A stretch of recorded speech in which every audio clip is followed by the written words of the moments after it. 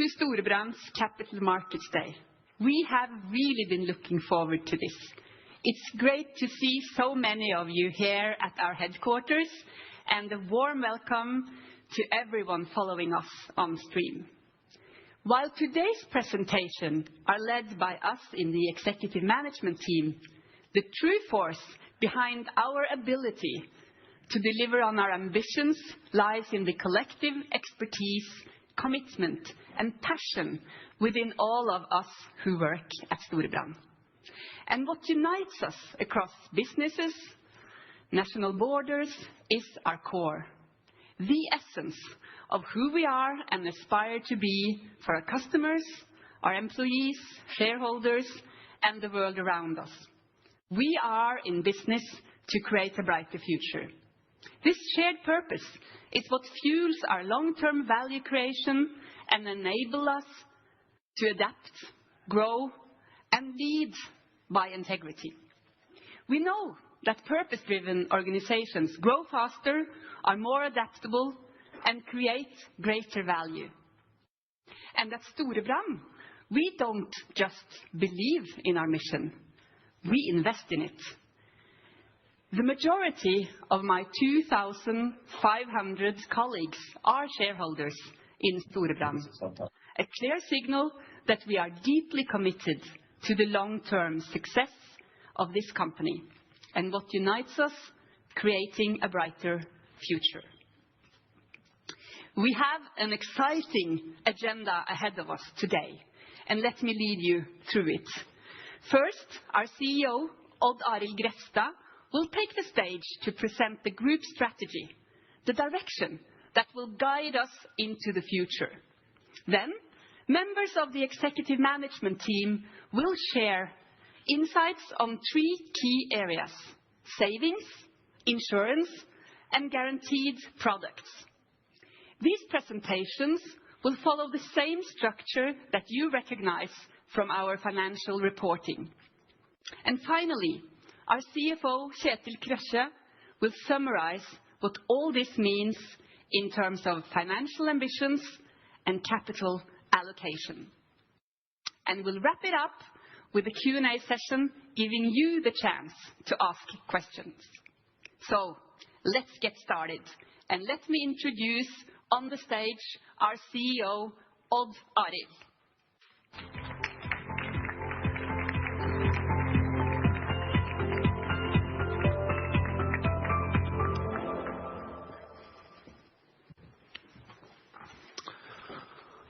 Thank you, Tove. As we open this year's Capital Markets Day, I want to start with one clear message. Storebrand is built for the long run, with a strong commitment to creating value. Today, you will see a long-term growth strategy.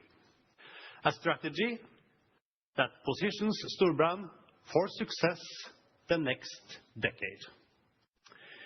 We will spend time on the financial targets for the 3 years strategy period.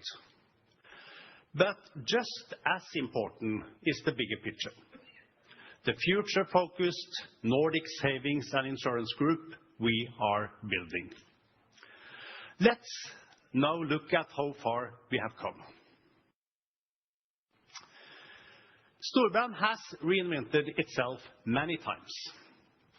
That journey has shaped who we are today. We began as a Norwegian fire insurance company back in 1767. Today, we are a leading Nordic financial service group, shaped by the needs of our customers and society.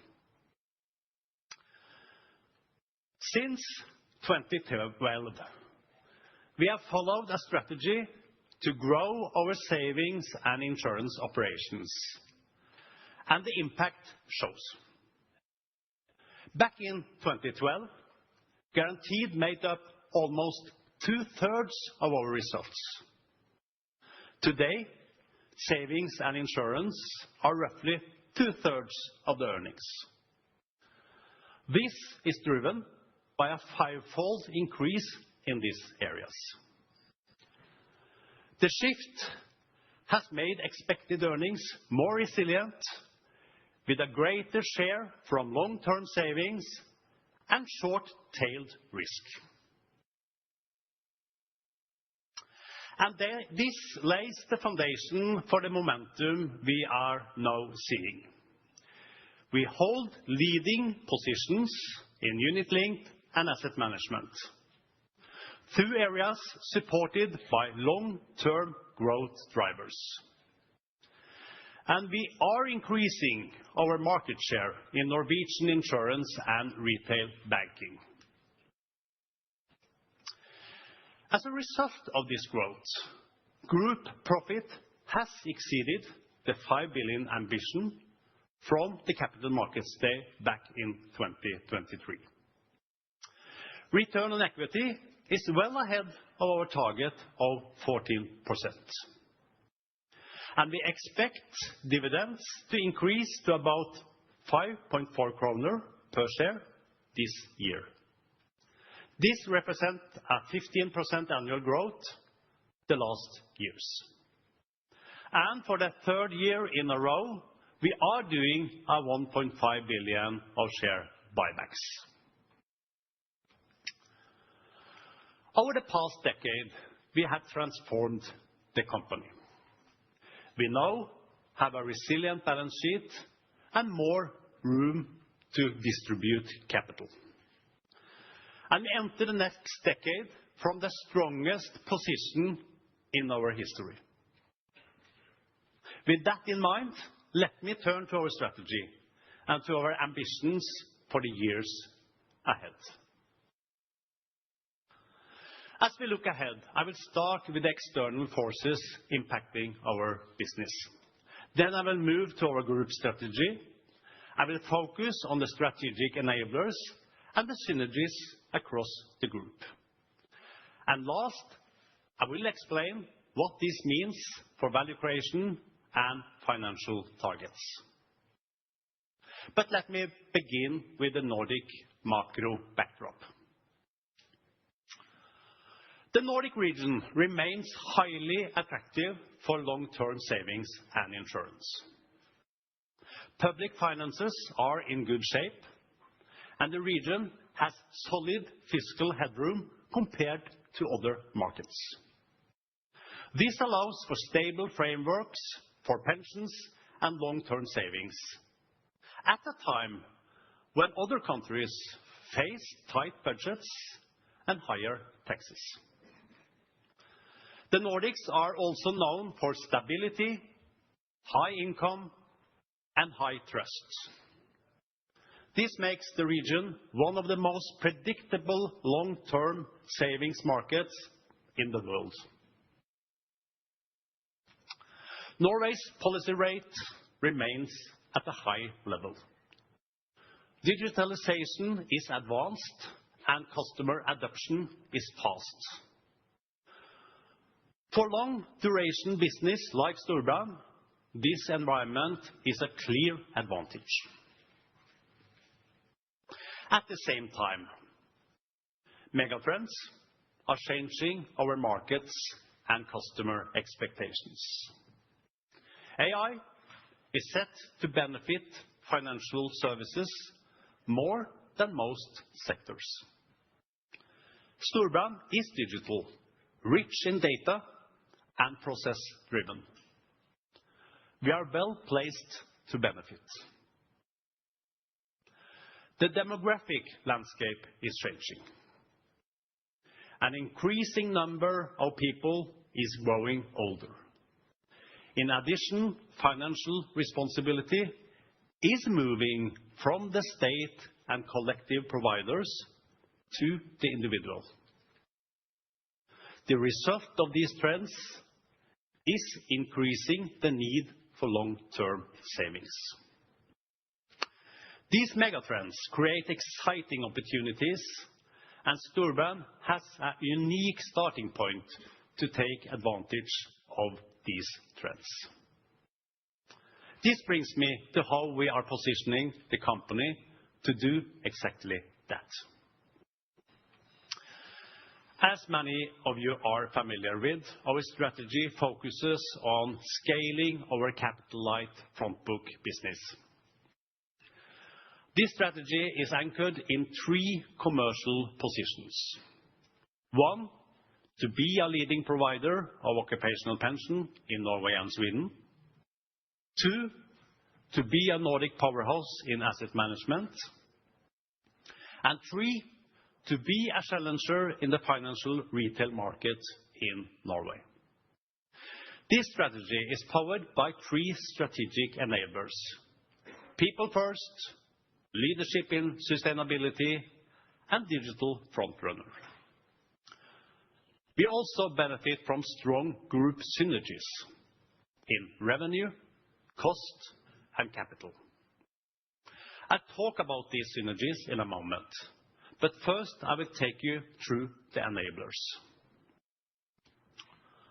We have been a pioneer in sustainable finance for 30 years, and we have stayed committed in good times and in hard times. This gives us a clear view of risk and helps us deliver better risk-adjusted returns. We do this because it creates value for society, for customers, and for shareholders. Our progress on sustainability shows in numbers, and we continue to lift our targets for sustainable investments. We also strengthen our effort in sustainability in other areas. Within insurance, our health concept, Well, is a strong example. It helps employees stay healthy and return to work faster. We are now implementing Well from pilot to an integrated part of our disability insurance offering from 2026. You will hear more about this from my colleagues. And speaking of my colleagues, I'm very proud of our experienced management team. Together, we have more than 140 years of combined experience at Storebrand, each with a strong track record from key roles. Attracting and developing talent is essential for high-performance culture. This team reflects our long-term focus on leadership development and succession planning. 3 of the 7 members have been part of our trainee program. The top management team received 25% to 35% of their compensation in locked-up shares. This ensures common objective and strong alignment with shareholders. While this team sets the direction, the real engine of Storebrand is all our employees. They shape our unique culture and drive the company forward. We will now hear from Jale Roth, our chairman, on what makes Storebrand culture unique. And after that, Trygve will present our third strategic enabler, digital, before I return to conclude the group strategy section.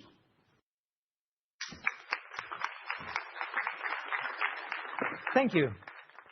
As chair of the board, I'm honored to address you today at this important event for Storebrand. Having spent decades leading organizations across international markets and various industries, I have come to understand what truly sets exceptional companies apart and what sustained success generally means. It stems from a clear vision and leadership, steadfast integrity, and the relentless drive for excellence in execution among talented individuals. What truly sets Storebrand apart and what competitors cannot imitate is the culture. Our culture is built on the long-term and collective performance, teamwork, shared goals, and a focus on what we can achieve together. The achievement speaks for themselves. In the past 10 years, Storebrand has continuously delivered double-digit growth, outperformed benchmarks in share price, and achieved top-tier employee scores. This is the result of disciplined strategy execution, operational excellence, and a management team that anticipates change and adapts. At the same time, we recognize that there is always room for improvement, and we are working continuously to address these challenges, whether it is improved customer satisfaction, customer journeys, or service offerings. Looking forward, Storebrand stands stronger than ever. Our robust financial position and proven business model give us the opportunity and navigate uncertainty with confidence. As Chair, I take great pride in Storebrand's progress and the extraordinary people driving our success. I'm confident that, together, we will continue to set new standards for value creation, resilience, and responsible leadership. The future is bright for our customers, our employees, our shareholders, and for Storebrand as a leading Nordic savings and insurance group. To the shareholders and other stakeholders following Storebrand, thank you for your trust and your commitment, and for following the 2025 Capital Markets Day.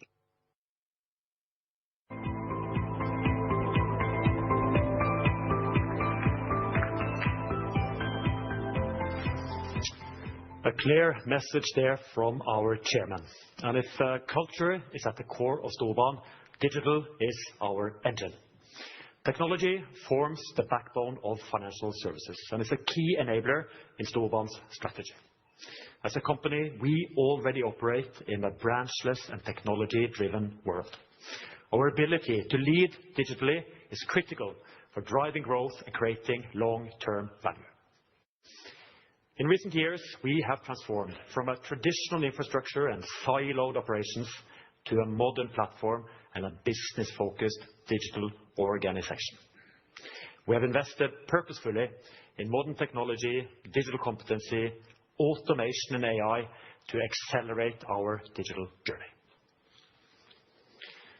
On the platform side, we are running on a scalable and secure foundation. Our cloud migration has cut costs and improved stability. We have built out advanced cyber capabilities, responsive detection engineering, proactive threat mitigation, and compliance with emerging regulations like DORA. On this foundation, we run business platforms that enable growth and expansion. We have consolidated and modernized our platforms for asset management and pensions in Sweden. In Norway, our pension business runs on one unified platform. A single, holistic, cloud-based CRM system covers all businesses in the group. This has enabled us to integrate a range of acquisitions quickly and efficiently, unlocking synergies and supporting expansion into new markets such as public pensions. Storebrand has a long history with advanced analytics and machine learning. Years of experimentation and integration across our core businesses has given us a solid foundation for AI. This has led us to a disciplined approach, focusing relentlessly on value creation and avoiding big bets on hype, prioritizing high-potential platforms and scalable use cases with clear commercial goals. In customer service, Gen AI agents now handle over half of chatbot traffic, speaking natural language with our customers, and in some cases, even performing controlled operations on their behalf. For these conversations, customer satisfaction is up 43%, and escalations to human advisors have dropped significantly. In insurance operations, AI now automates 67% of back-office cases for the private market, optimizing costs and enabling a win-back team to retain over 100 million kroner this year. As we can see, our lean commercial approach to AI is generating tangible value with a clear path to further scale. Our digital organization is fully aligned with each of the group's 4 profit and loss areas, operating on a one-to-one basis with shared financial targets. By leveraging cross-cutting capabilities such as AI, cloud, cybersecurity, and CRM, we avoid duplicate functions and drive synergies that amplify value for the entire organization. We've established strong governance over all technology investments, embedding them within commercially aligned digitalization programs, allowing us to focus on what matters most: clear commercial priorities and disciplined execution. Our end goal is clear, and this slide shows proofs of our progress towards our digital vision: delivering consistently top-ranked digital solutions, shifting to digital distribution of our products, and driving end-to-end automation of back-end processes. Going forwards, having modernized our platforms for asset management and pensions, we will now rewire our insurance technology stack, renewing the core and leveraging technology to drive better performance in risk selection and underwriting, more effective distribution, and faster, more efficient claims handling. We will continue to expand Kron, broadening the offering and deepening engagement with customers as the market becomes more individualized and more digital. And we will continue to build out scalability through automation across the group, where we believe AI, with our disciplined and value-driven approach, will present significant opportunities. Together, these steps ensure we continue our digital journey to build the digital, data-driven, and scalable Storebrand for the future. Now, back to you, Odd Arild.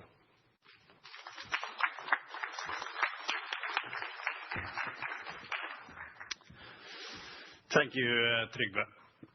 Let me now turn to our group synergies. Like the strategic enablers, our synergies in revenue, cost, and capital are key to deliver our strategy. Let's start with revenue synergies. Our broad customer base is a powerful growth engine. One example is the 540,000 members we have in the Norwegian corporate pension schemes. The business has a solid inflow of new members every year. This adds a stable flow of cross-sale opportunities for individual pensions, savings, and insurance products. As an example, we have the last 2 years increased the share of retail customers coming from these corporate pension schemes from 20% to 25%. And with our initiatives, like integrating offerings in Kron, this should continue to increase in the years ahead. We used shared capabilities in digital, people, and finance to gain scale. This avoids duplication and shares best practice. We also create operational leverage from consolidating 1.6 trillion of internal and external capital on a single asset management platform. Having captive capital comes with several advantages. We see customer needs early and have cornerstone investors available to launch new strategies. Our diversified business model gives clear capital synergies. The synergies reduces our Solvency II capital requirements. In non-life, diversification effects cut capital needs by around 75%. These effects are expected to remain well past 2035. This is because market risk will still be Storebrand's dominant risk factor also in 2035. As a result, we run a business with low capital needs under Solvency II and with an effective use of shareholder capital. Now, let me turn to how our strategic initiatives and ambitions, starting with the financial targets for the upcoming strategy period. We raise our result targets to 7 billion for 2028. We lift our return on equity target to 17%.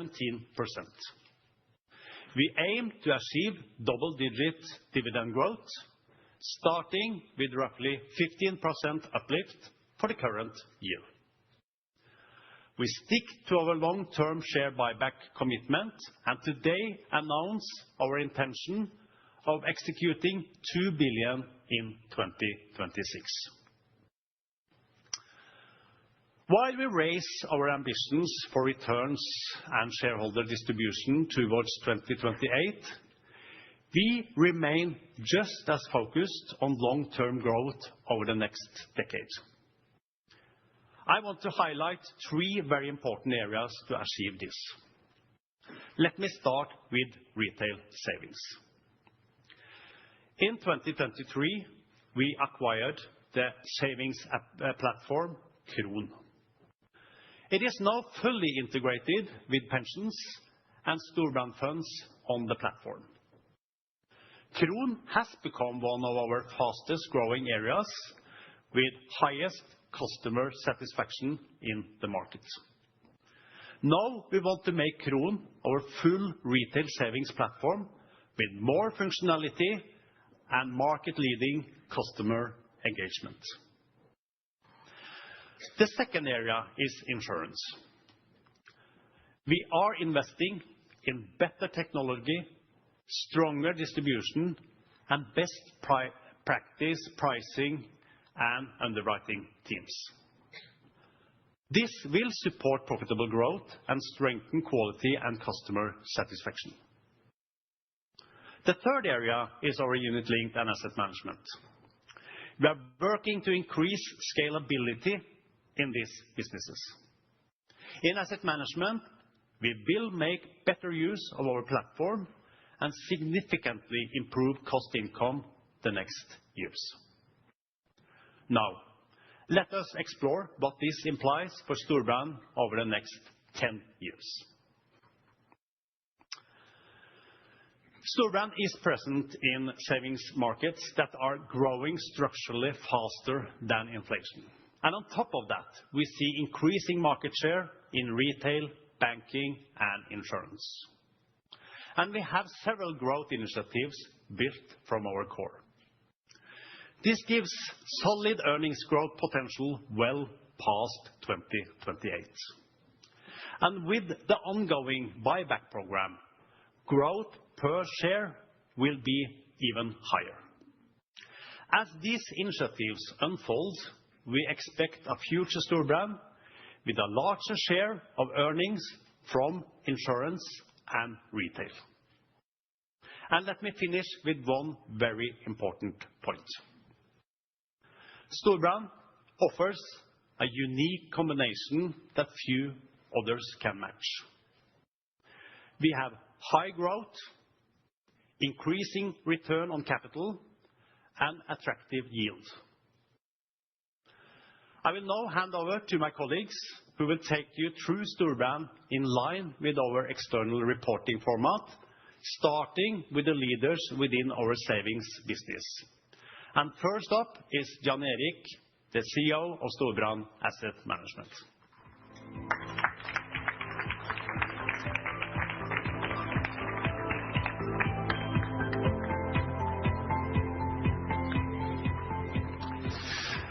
Thank you, Odd Arild. Storebrand has three reporting segments: savings, insurance, and guaranteed. The savings segment itself consists of asset management, unit-linked, Sweden and Norway, and retail banking. Let me highlight three key takeaways from the savings segment. First, we hold strong positions in attractive and growing markets. We aim to improve our cost-income ratio across all savings segments. Together, this has the potential to drive double-digit growth in operating result. Let me now go deeper into the core of the savings segment, asset management. the current state of the business, the ambitions in the strategy period, and the long-term opportunities as a Nordic powerhouse in asset management. Our asset management business has been through a strong transformation from an internal asset manager to a strategic area for commercial growth in the Storebrand Group. We are recognized as a front-runner in the Nordics and have a clear commitment to future growth, both as a local partner and a Nordic partner for clients. I'm proud to be part of this journey, and I do believe we have what is needed for future success. We observe that competitors are raising their Nordic ambitions, yet we remain confident in our future success. Firstly, we have the capabilities to fill the role as a strategic partner for our clients. Secondly, we have a clear position on sustainable investments. Thirdly, we have an engaged workforce and a strong ability to attract and retain people. We have demonstrated a strong ability to grow.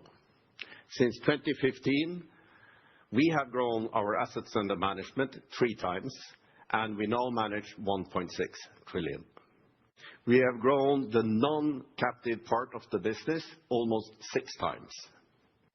This has transformed our revenue composition, and the non-captive business now makes up roughly 70% of revenues. Still, as Odd Arild mentioned, the captive capital is key to realize scale, and it plays an important role as a cornerstone investor and a foundation for non-captive growth and innovation. The strong growth has been driven by markets and organic growth, and from active use of M&A to build strategic capabilities. While continuously growing the core fund business, we have added capabilities in the alternatives space. We now cover most key asset classes and strategies for institutional and wealth clients, and can service clients as a strategic partner. Building on this foundation, our focus is, in the upcoming strategy period, on organic growth. Currently, we hold the position as one of the 5 largest asset managers in the Nordics, a position we are proud to hold and motivated to improve. The Nordic profit pool is significant and represents a substantial growth potential. We currently hold a strong position in Norway in all asset classes. However, in Sweden, Denmark, and other Nordic markets, there are ample growth opportunities. In the strategy period, we have 2 key drivers for scale and scalability. Firstly, we target to continue our top-line growth and to maintain overall revenue margins through alternatives and strong active strategies. We intend to improve the operating leverage and scalability, as Odd Arild mentioned. We have demonstrated scalability in our business, but we have also invested in future growth, both organically and through the acquisitions we have made. Over the next years, we will streamline the business and further to demonstrate even greater scalability. One of the key challenges in asset management industry today is the pressure on revenue margins. Capital flowing into low-margin products, institutional investors increasing their bargaining power, and transparency on fees are all factors driving realized revenue margins down. Despite this, we have maintained relatively healthy margins and believe that especially our strong offering in alternatives will be key to maintaining margins going forward. It is, of course, also important to keep up the performance of our active products as they also make a significant contribution to the overall margin. We and many advisors believe that growth in alternative assets is a key trend that will continue. In 2024, alternative assets generated more than 50% of global asset management revenues, while only representing 20% of global AUM. Alternatives typically provide higher revenue margins, and it is important for us to maintain our current share of alternatives through successful fundraising in these strategies. Despite some recent headwinds in both infrastructure and private equity, alternatives are expected to continue to grow, and investor sentiment is positive. 40% to 50% of investors intend to increase their allocations. We have made targeted investments in our alternative assets platform, ensuring we are well positioned to meet client needs across three core areas: infrastructure, private equity, and real estate. In private debt, we cover asset-backed credits for the captive portfolio and use external partners beyond that. Through AIP, we offer clients access to infrastructure projects that are not only financially attractive, but also support the energy transition to a more sustainable economy. The investments required in these transitions are significant. Our real estate arm, Storebrand Real Estate, manages a portfolio with a strong presence in key Nordic capitals. The acquisition of capital investment has been key to build a truly Nordic platform and expand our institutional, Danish, and international network of investors. Cubera, acquired in 2019, provides both Nordic and international private equity programs and has a long history of delivering best-in-class returns. With over 500 investments and a focus on secondary markets and co-investment opportunities, Cubera is a key pillar in our alternatives offering. The alternatives profits are inherently more dependent on specific fundraising efforts. There is a positive underlying trend, but also peaks in 2026 and 2028 in the strategy period related to commitments for AIP's infrastructure fund in 2026 and the launch of Cubera's next secondary fund towards 2028. Scalability is a well-recognized challenge for the industry. Increasing regulatory requirements, complexity in distribution, and historically lower returns on digital investments are factors that are limiting the bottom line effect from volume growth. Despite this, we have managed to scale the underlying conventional business. However, the scalability overall has been somewhat diluted by investments in alternatives, as I mentioned, and fundraising capacity. It is a key priority to demonstrate even greater scalability for the total asset management platform going forward. And given normal market conditions, we anticipate, as Odd Arild mentioned, a clear improvement in the cost-income ratio and cost relative to AUM. We have initiated a multi-level program in order to succeed with greater scalability. These ongoing efforts are an important part of our longer-term strategy, preparing us for a continued profitable growth. While the strategy period highlights top-line growth and scalability of the business, we are also looking further into the future with a 10-year perspective. Going forward, capturing larger share in the Nordic market is a key ambition, especially in Sweden and Denmark. We have a strong starting point in the Swedish market, being one of the larger conventional asset managers with more than 500 billion in Swedish domiciled mutual funds. However, there are very clear long-term growth opportunities in the Swedish market, both in new client segments and asset classes that are currently untapped. We also have a strong starting point in the Danish market, especially within alternatives. And we believe we can widen our footprint in the conventional space and broaden our client relationships. Our financial ambitions sum it all up. Towards 2028, we target a 7% to 9% growth in AUM and to improve the cost-income margin with more than 5 percentage points.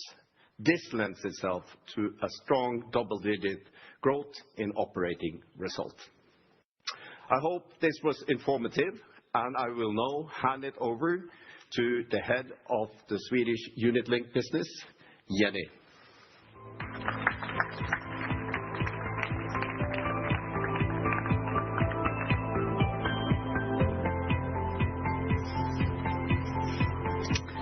Thank you, Jan-Erik. Ladies and gentlemen, we will now review the savings segment from a Swedish perspective. Some key takeaways from this 10 minutes is that SPP has constantly delivered strong value creation. We believe Sweden is an attractive market opportunity for the group, and we are now setting the course for the next 3 years with the ambition of achieving double-digit profit growth within the segment.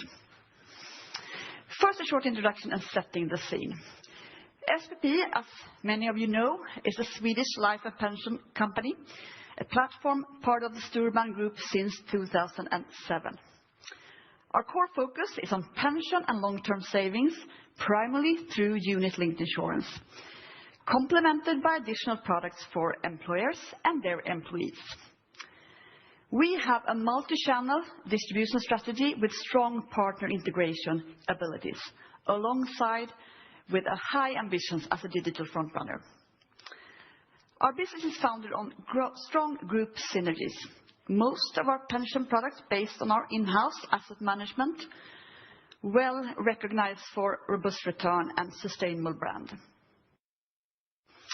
So, first a quick touch on the external perspective and a market outlook.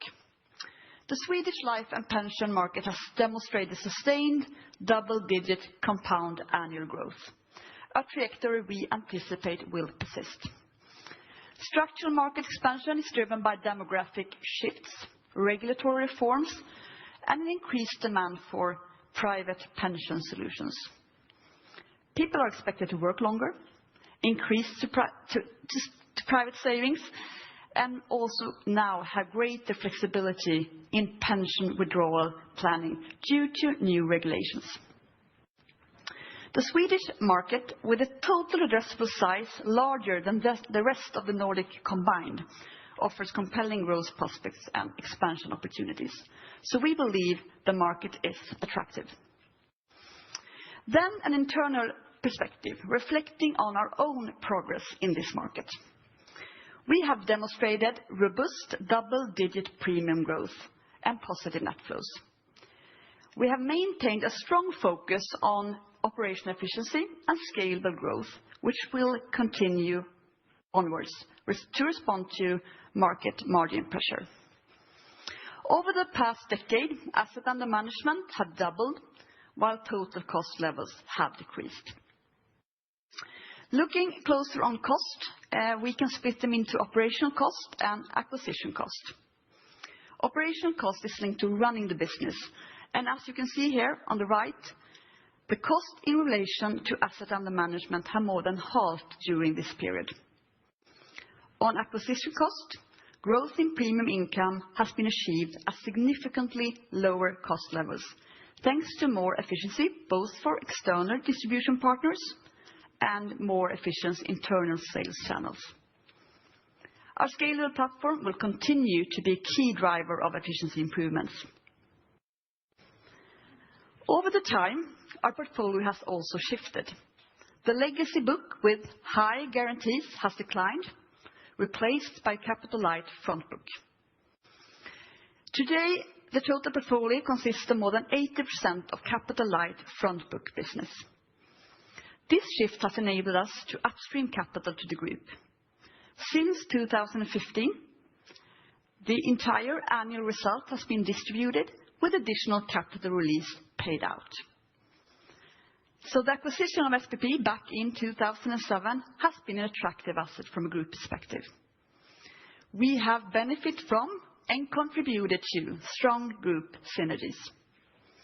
Increased profitability and lower capital requirements have led to strong development in return on equity.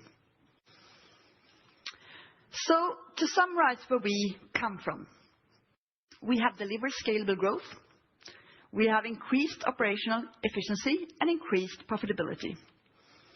The internal operating model has over the last year transformed into an agile digital workforce with cross-functional competences to accelerate speed and accuracy. Speed and accuracy is key. This is a solid foundation for the next phase of growth and value creation.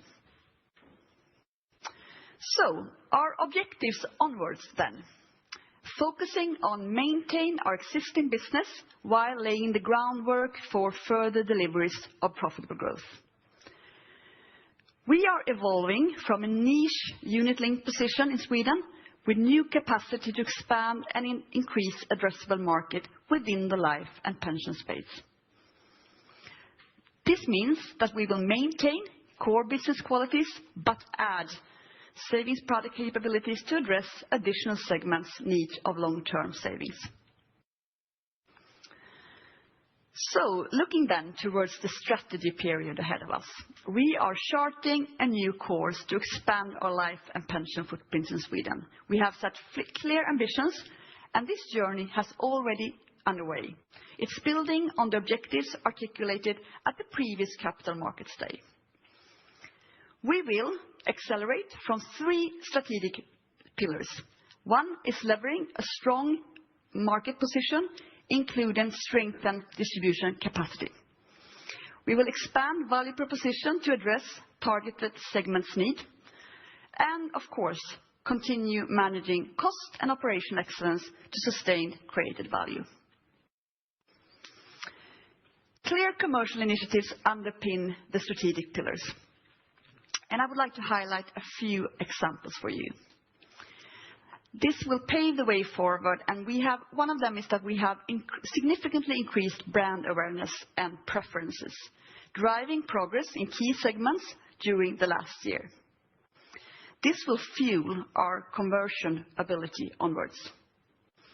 We have strong partner integration capabilities already, and we have now announced a partnership with Danske Bank as a new distribution partner, enabling broader market reach and new growth opportunities. This means a strengthened capacity into the SME segment, as well as added value proposition for individual customers. Our core value proposition targeting employers and their employees has evolved through smart digital solutions that streamline the customer journey, which will boost efficiency and strengthen our competitive edge. Our new capital-light guaranteed savings product that will be reviewed by Vivi in the guaranteed session later has already surpassed 1 billion SEK in assets its first year. It demonstrates growth potential and client demand. We are also advancing group initiatives in data and AI to further enhance scalability and operational efficiency. Just during the current year, 26,000 cases have been processed through robotics instead of manual people. So that was a few examples of our ongoing commercial initiatives for the three near years to come. And if we look even further ahead to what we call the future of SPP, we see opportunities to expand our presence in the Swedish market further. New capabilities provide additional options for extended market footprint, nearby pension and savings segments. By building the digital machine with a fully digital servicing model, we aim to deliver superior customer and partnership value, drive transformation, and unlock new revenue streams. A mature and fragmented local market presents also opportunities for consolidation, and we believe SPP is well positioned to play a key proactive role in this evolving ecosystem. So, in conclusion, our overall targets for the savings segments in Sweden are continued double-digit top-line growth and positive net flows, leading to robust asset under management growth. Relentless focus on operational leverage for reducing cost income. All of this leads to our stated key target: 10% profit growth for the segment in Sweden. And this is based on maintaining our current core business while we are expanding our footprint into growing life and pension markets. So thanks for paying attention. And now over to you, Vivi, for the unit-linked business in Norway.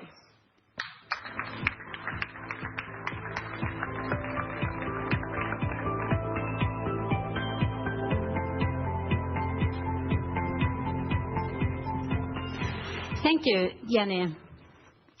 It's my pleasure to present the growing and attractive Norwegian unit-linked business. I will start by giving you an overview of our business before I move on to the structured growth in the Norwegian market. After that, and as a key part of this session, I will focus on our performance the last few years and our strategy and efforts in this market going forward. We are the leading player in Norway's unit-linked market, managing 222 billion Norwegian kroner in occupational pensions, which constitutes a 28% market share. Furthermore, we have 50 billion in retail savings. These positions are supported by a strong value proposition. We have the most liked investment app, Kron, which was recently launched for pension customers. We have market-leading digital platform and services, as well as a comprehensive range of pension investment profiles with strong investment performance. In addition, we have Norway's most satisfied corporate customers. As you may recall from our previous Capital Markets Day, this slide outlines the key elements of the Norwegian pension system.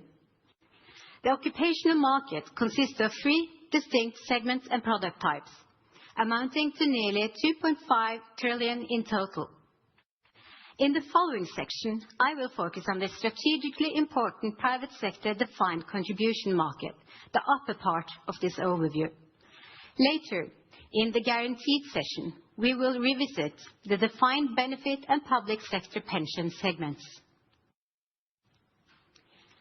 Defined contribution schemes were introduced in Norway in 2001, a short time frame in pension terms, meaning that only a small portion of pension assets are currently in the payout phase. Today, more than 2 million employees hold individual pension accounts, and the market has reached 740 billion. These assets cannot be withdrawn before retirement, creating a stable and highly resilient asset under management base.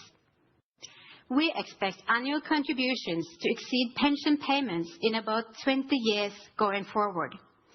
And at that point in time, investment returns will still involve asset growth in the market. With the individual pension account reform back in 2021, employees were allowed to select their own pension provider. Currently, this segment amounts for roughly 10% of the total assets under management. Another key factor that will add to future market growth is policy initiatives to increase the mandatory minimum savings rate. It is currently at 2% and has been unchanged since the introduction of defined contribution. While average contributions are higher, more than 600,000 employees still receive only the minimum contribution. We continue to deliver strong and consistent performance. Over the last 12 months, earnings reached 703 million, representing a 23% annual increase since 2023. Most assets are managed by Storebrand Asset Management, creating synergies that reinforce group profitability. Assets under management have grown by 18% annually since 2023, supported by solid pension premiums, favorable market developments, and strong investment returns. The revenue model combines fixed administration fees and assets under management fees. As assets scale, margins will decline due to the fixed fees. At the same time, the industry continues to face pressure from falling management fees and a shift towards index investments. As you can see, we have achieved material improvements in the cost-income ratio, driven by disciplined cost management and ongoing efforts within efficiency, automation, and scalability. With further initiatives underway, we are well positioned to sustain strong profitability and resilience in a competitive landscape. Going forward, the defined contribution market will remain a core pillar of our growth strategy. In the near term, we will defend and strengthen our position despite intensified competition from retail-focused providers. We will leverage scale through further automation, digitalization, and operational efficiency. With that in mind, we will now turn to the two key drivers underpinning our competitive position, starting with our efforts to maintain our strong market position. We will maintain our leadership in the defined contribution market by excelling in both the self-selected segment and the corporate business-to-business market. We are executing several strategic and operational initiatives to deliver on this ambition, and let me highlight three of them. First, we are a specialist in pension and savings, offering a uniquely comprehensive product range. This allows us to leverage scale and deliver high-quality experiences across all customer segments, from large corporates seeking a full-service solution to smaller companies preferring an easily accessible and off-the-shelf digital offering. Secondly, we operate a multi-channel distribution model. We have strong internal distribution capabilities through our own sales advisory, which we combine with leading digital sales solutions. It is complemented by external channels such as brokers and strategic partnerships. And thirdly, our distribution capitalizes on the Kron, now fully pension-ready, as a key asset for distribution and retention in both corporate and individual segments. Our growth in the self-selected market is a strong example of this, where we currently hold a 21% market share, and new sales in 2025 is at the same level, and where most of our growth is through Kron, which has proven to be a highly scalable distribution platform. Altogether, these key initiatives will give us the strength to sustain our market leadership and strong commercial success. In parallel with our growth ambitions, we plan on further improving the scalability of our pension platform. Following several successful improvement programs across core systems, IT, and automation, we are well positioned for the next phase of efficiency initiatives. We see additional potential in automation, including the use of artificial intelligence, and continue to drive operational excellence supported by a strong cost-conscious culture. Cost discipline remains a priority to ensure that top-line growth translates into earnings growth. And together with structural market growth, these initiatives will continue to strengthen our efficiency and improve key performance indicators on operational leverage. As this chart illustrates, the cost-income ratio has already declined materially in recent years, and we are fully committed to continue this positive trajectory going forward. So, to sum up, our ambitions for the unit-linked Norway is clear and firm. We aim to maintain our market-leading position, and by that, deliver 12% to 14% volume growth, to improve our cost-income ratio by 2 to 4 percentage points, and to achieve 7 to 9% annual growth in operating profits. I will now hand over to Camilla, who will cover the retail market. Thank you.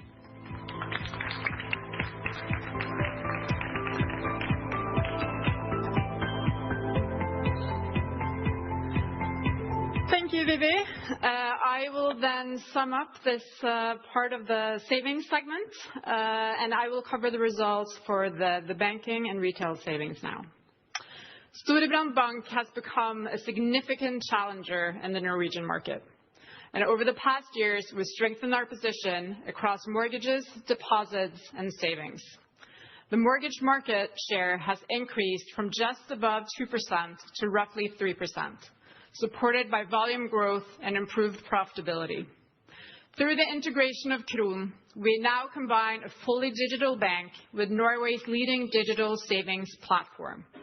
And this positions us in both the fast-growing savings market and the affluent segment. Our private banking offering combines Kron's digital strength with our banking advisory, scaling a business model aimed at capturing a larger share of the fast-growing wealth market in Norway. Mortgages represent a mature and steadily growing market, with growth rates closely linked to GDP, and where gaining market share gives us access to a large profit pool. The retail savings market is driven by strong underlying structural growth, with an ever-increasing number of Norwegians choosing to save in mutual funds and equities. We see that customer prefers digital platforms and self-directed pension and investment accounts. This is the environment that Kron is built for. In 2023, we committed to double-digit growth in mortgages, savings, and cash earnings. And as you can see, we have delivered on all three commitments, driven by higher volumes and stable margins. Storebrand Bank is now a significant source of income for the group, with a healthier deposit-to-loan ratio and an improved net interest margin. Mortgage lending has been and will continue to be a main revenue stream for the bank. However, as I mentioned, over the next decade, we see savings and other capital-light revenue streams as ever more important. We have a clear advantage in capturing an unfair share of this growth, given the group's strength and position in fund management, pension, and insurance. Between 2026 and 2035, lending is expected to grow at a stable pace, and our savings ambition is to capture an increasing share of the growing market through scaling our savings and pension distribution and extracting leverage from platform economics. As our income model is shifting, net interest income from mortgages and deposits remain important. At the same time, an increasing share will come from fee-based distribution, driven primarily through deposits and savings through our Kron platform and banking advisory, and also from pensions and unit-linked distribution. Cross-sales across the whole retail segment ensures synergy effects. The bank's role as a customer hub strengthens long-term customer retention and lifetime value. The Kron integration amplifies this by lowering acquisition costs and improving conversion across the group's product set. Kron is now the scalable digital core of our savings strategy. Three drivers matter most. The first driver is product distribution, with broad fund offering and engaging individual pension and long-term saving customers. Our hybrid model, where we combine Kron's digital journeys with private banking advisory for affluent customers, will enhance growth. Second, Kron has the highest customer satisfaction in the Norwegian market, driving customer loyalty and engagement. And third, low marginal cost per new customer and continuous automation improves efficiency and enables scalability. In combination, this creates a capital-light growth engine aligned with the group strategy. Three structural trends work in our favor: increased individualization of pension saving decisions, a stronger preference for self-service and own savings, democratic shifts and rising individual responsibility for retirement, rapid digitalization, and AI-driven personalization. Kron already supports pensions, mutual fund savings, and we launched private banking functionality just last week. The group's collective pension customers were able to check their pension schemes starting in September of this year. And already, over 80,000 customers have used Kron to engage with their pension savings. Looking ahead, Kron will support customers' daily banking needs, and further down the line, we plan to capitalize on the growing trend of retail securities brokerage. The potential is significant, and we have just gotten started.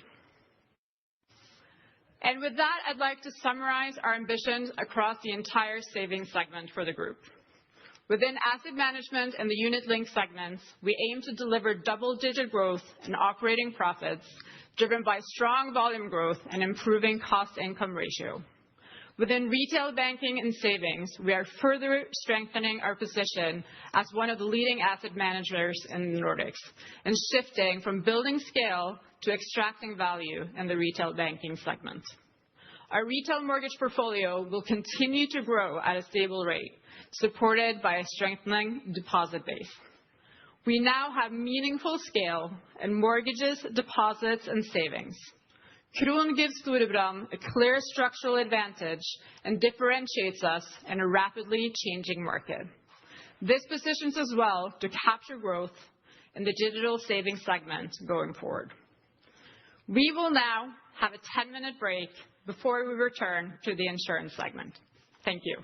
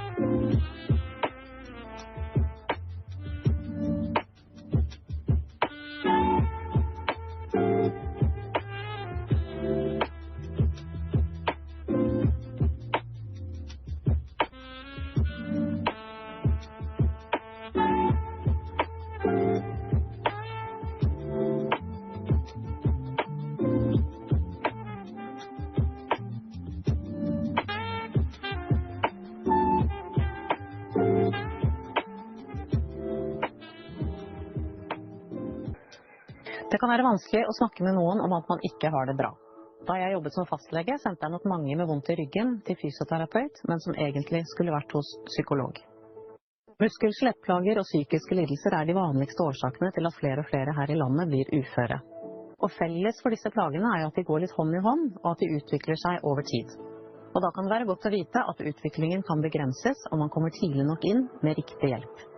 Forskning viser at det er vanskelig å komme tilbake til jobb når du har vært sykemeldt i 12 uker. Det er derfor viktig at du tar signalene på alvor og søker hjelp tidlig.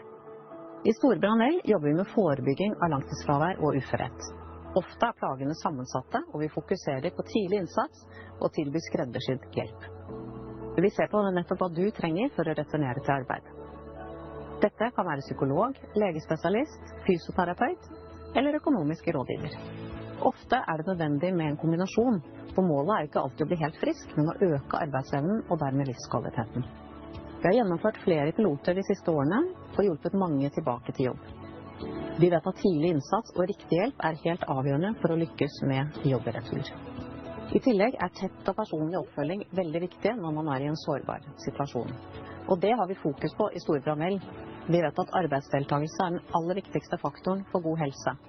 Og da er det viktig med en engasjert leder. Jeg er helt sikker på at de aller fleste ønsker å jobbe om forutsetningene legges til rette. Og det er nettopp det vi ønsker å oppnå gjennom Storebrand ASA.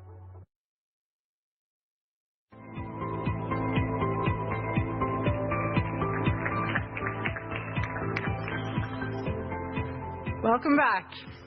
What you just saw was an introduction to our new disability prevention program, VEL, and more on this later.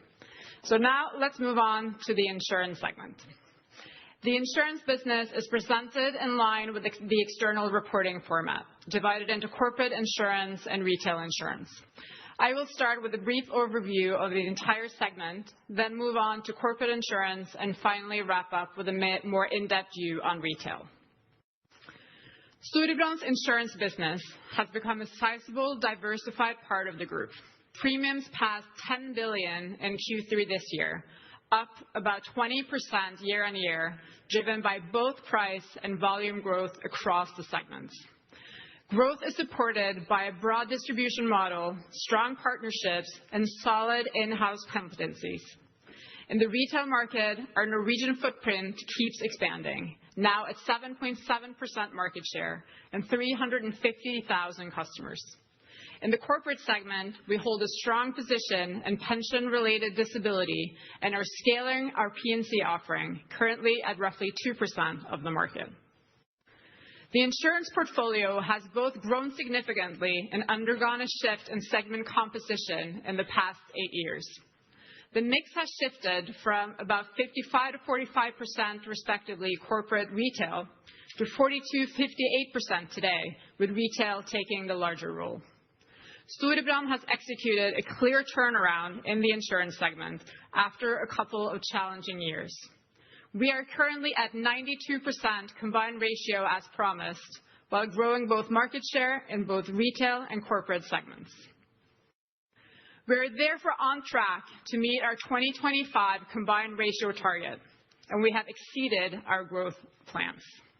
Cash equivalent earnings before amortization and tax has risen 262% from 2023 to 2025. This uplift comes from rapid profitability actions, repricing, higher deductibles, tighter terms, and early disability prevention through our new concept VEL that you just saw in the video. We've tightened risk selection, reduced costs related to claims, and driven operational improvements across the business. This gives us a much stronger and more scalable platform for continued profitable growth. In sum, we now have a diversified portfolio across the group, and I will now look a bit closer at each of the segments, starting with a look at the corporate segment. In Norway, 20% of people of working age, around 700,000, are outside of work or education, with disability benefits as the largest group. Mental health issues and fatigue are the main drivers behind rising sick leave and disability, and Norway stands out in Europe in negative terms. Our goal is to help employees on sick leave or disability to return to work, and ideally support them before they reach that point. That's why we have launched Storebrand Vel, a preventative program that we built into our corporate disability products from 2026. Our CEO talked about Vel earlier today, and the aim is to strengthen inclusion, reduce long-term sickness, and support broader social sustainability. Storebrand pays out more than 3 billion kroner a year in disability pensions. Cutting disability by 5% through Vel would reduce payouts by roughly 115 million. Once fully scaled in early 2026, Vel will reach 40,000 corporates and 500,000 employees, making a measurable national impact. Corporate P&C has scaled fast. We guided for 25% to 30% annual growth at the CMD 2 years ago, and we landed at 35%. The portfolio now exceeds 600 million in portfolio premiums, about 2% market share, and 13,000 customers. Motor fleets and property make up most of the book. We see a huge potential to push harder and aim to double premiums by 2028 with 25% to 30% annual growth. And our focuses are clear: strong risk frameworks in motor and property, more firepower distribution across agents, brokers, and direct channels, and digital development to support scale and sharpen our value proposition. And as you can see, we have an ambitious growth journey ahead of us. Now it's time for a deep dive in retail insurance. The Norwegian retail market is big, steady, and profitable. Non-life premiums are about 67 billion, with long-term mid-single-digit growth once recent price effects levels out. Growth is driven by population gains, rising wealth, high insurance penetration, and regular repricing. Nordic markets share the same strengths: concentrated competition, disciplined players, and strong digital distribution. The top four hold roughly 80% of the market across Norway, Sweden, and Denmark, which keeps pricing rational and margins resilient. Since 2018, Storebrand has been the only player consistently gaining share, adding about 0.6 percentage point every year. In 2018, we shifted to a growth-focused strategy in retail. We expanded distribution through partners, brokers, digital channels, and built a tied agent force with significant reach. Partnerships with Norwegian organizations Huseierne, Akademikerne, and Coop further boosted our reach and visibility, and the Insr portfolio acquisition added scale and kickstarted our SME expansion. In 22 to 25, we invested in rapid retail growth through agents that drove higher upfront acquisition costs, a deliberate choice to build long-term capacity. We're now moving from heavy investment to more balanced, sustained growth. Scale benefits are already in place, and as the portfolio matures and digital and renewal-driven sales rise, acquisition costs will fall as a share of premiums. That shift will bring a structurally lower cost, lower claims ratio, and support stable, profitable growth ahead. In 2025, we adjusted our segment reporting to show the true performance of retail insurance. The picture since 2018 is quite clear. strong, consistent growth while keeping profitability intact. Retail is inherently more stable thanks to broad diversification, predictable personal line claims, and high renewal rates. The claim cycle in 2023 to 2024 was tough for the whole market, with higher frequency, mainly driven by extreme weather and cost inflation in motor and property. We responded with pricing measures, tighter terms, and stronger underwriting. The portfolio is now back at normalized profitability levels. While growing fast and handling higher claims, we've also reshaped our cost base. Distribution spend within retail insurance rose from 4% of premiums in 2018 to 11% today, with no deferral, so the full cost is taken each year. At the same time, we built new capabilities in digital, pricing, underwriting, product, and control, and still managed to cut other costs by 5 percentage points since 2018 through scale. As the portfolio grows, we expect distribution and other costs to decline as a share of premium, given the scalability of the platform. We're pushing all main value drivers to scale even further. Our priorities are clear. Keep growing profitably with a balanced distribution mix across external, internal, digital, and partner channels. Tighten pricing and underwriting to protect margins. Reduce claims costs through automation, smarter steering, and stronger procurement, and unlock more scale by automating sales, service, and operations. And I'll break these down in more detail next. We're keeping our growth ambitions high, and we will use all levers to drive it, but with a more balanced distribution mix. The external agent network is large enough, so the focus shifts to improving efficiency rather than adding capacity. Their share of sales will naturally decline as the mix matures. We'll grow inbound sales and expand in transaction channels like real estate and car dealerships. On top of that, we continue to benefit from strong group synergies, brand strength, an attractive customer base, and capital advantages, all supporting profitable growth going forward. Our rapid growth naturally affects churns and claims ratios. A young portfolio has more new customers, and they come with higher churn, introductory discounts, and limited claims history.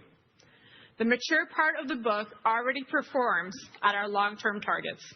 So as growth normalizes and the share of new customers drop, the portfolio will price more accurately, and both claims ratio and retention will improve.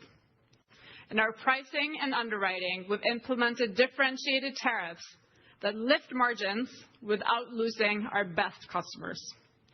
We're tightening across the board with sharper pricing, better claims insight, and closer tracking of inflation. A key driver is our new pricing engine, which lets us update tariffs faster and use a more granular risk segmentation. We've also strengthened the pricing and underwriting teams to push this further. On claims, our focus is efficiency and cost. Most customers report digitally, but only a third of our claims are automated today. We're on our way towards 50% by 2028. Steering to preferred suppliers is around 90%, supported by digital guidance, especially in motor. And we continue to reduce cost and footprint by preventing claims where possible and pushing repair and reuse over replacement.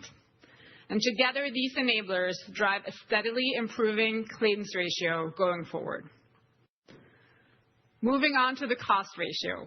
We're lifting operational performance through scale automation and digital tools. This reduces admin and sales costs, speeding up processing and improving customer experience. Our automation robot, Bob, has taken over a big share of manual tasks, cutting FTE needs and delivering clear savings. As an example, the call center that sits up here needs 15 fewer FTEs, and we can keep growing without adding back office staff. These initiatives have improved our cost ratio substantially, as illustrated on our previous slides. The next step is upgrading customer interaction with full AI-driven service. As automation increases and processes keep improving, we are strengthening our margins and overall competitiveness.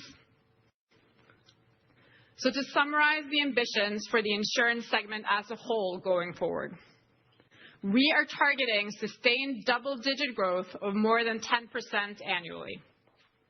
Our objective is to maintain our combined ratio at 90% or below. This approach is expected to support continued profitable expansion and enable us to further increase our market share. Thank you for your attention, and I will now proceed to the Norwegian and Swedish guaranteed business, which will be presented by Vivi. Thank you.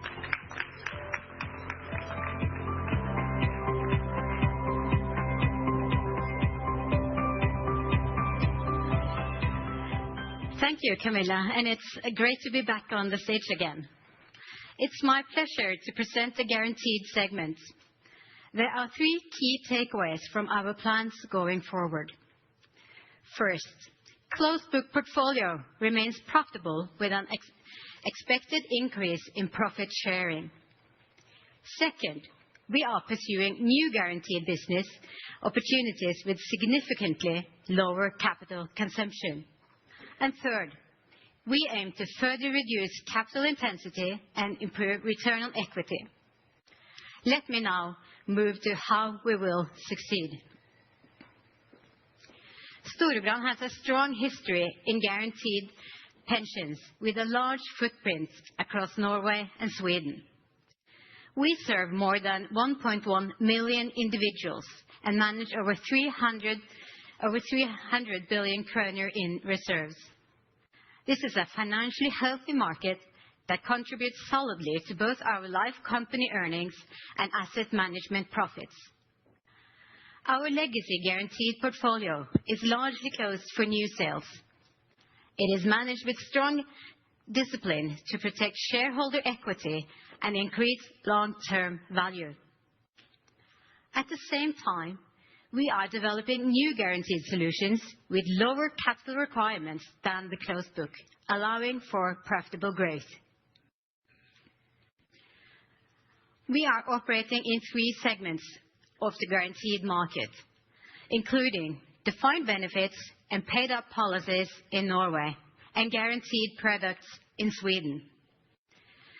The defined benefit segment constitutes 58 billion of reserves altogether. Roughly half of this segment is private sector defined benefit pensions.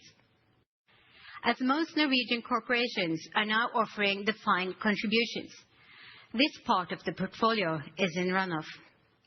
The other half is the fast-growing public sector, and I will revert to this opportunity in a moment. The largest segment is the paid-up policies of 156 billion. These reserves stem from private sector defined benefit schemes and are mainly in the payout phase. We are also operating a Swedish guaranteed business with 89 billion of assets. Altogether, the guaranteed business in Norway and Sweden constitutes an important part of group earnings. Across the guaranteed business, our ambition is to grow reserves both through the strategic period and over the longer term. The predictable runoff in the existing portfolio will be more than offset by growth in capital-efficient products in Norway and Sweden. Moreover, volumes are expected to grow significantly in case of the public sector transfer market becoming more open, which I will come back to soon. To explain the value creation potential for the guaranteed business, we have illustrated 4 areas which might be of particular interest, both short and long term. These are: 1, to increase value creation from existing closed business.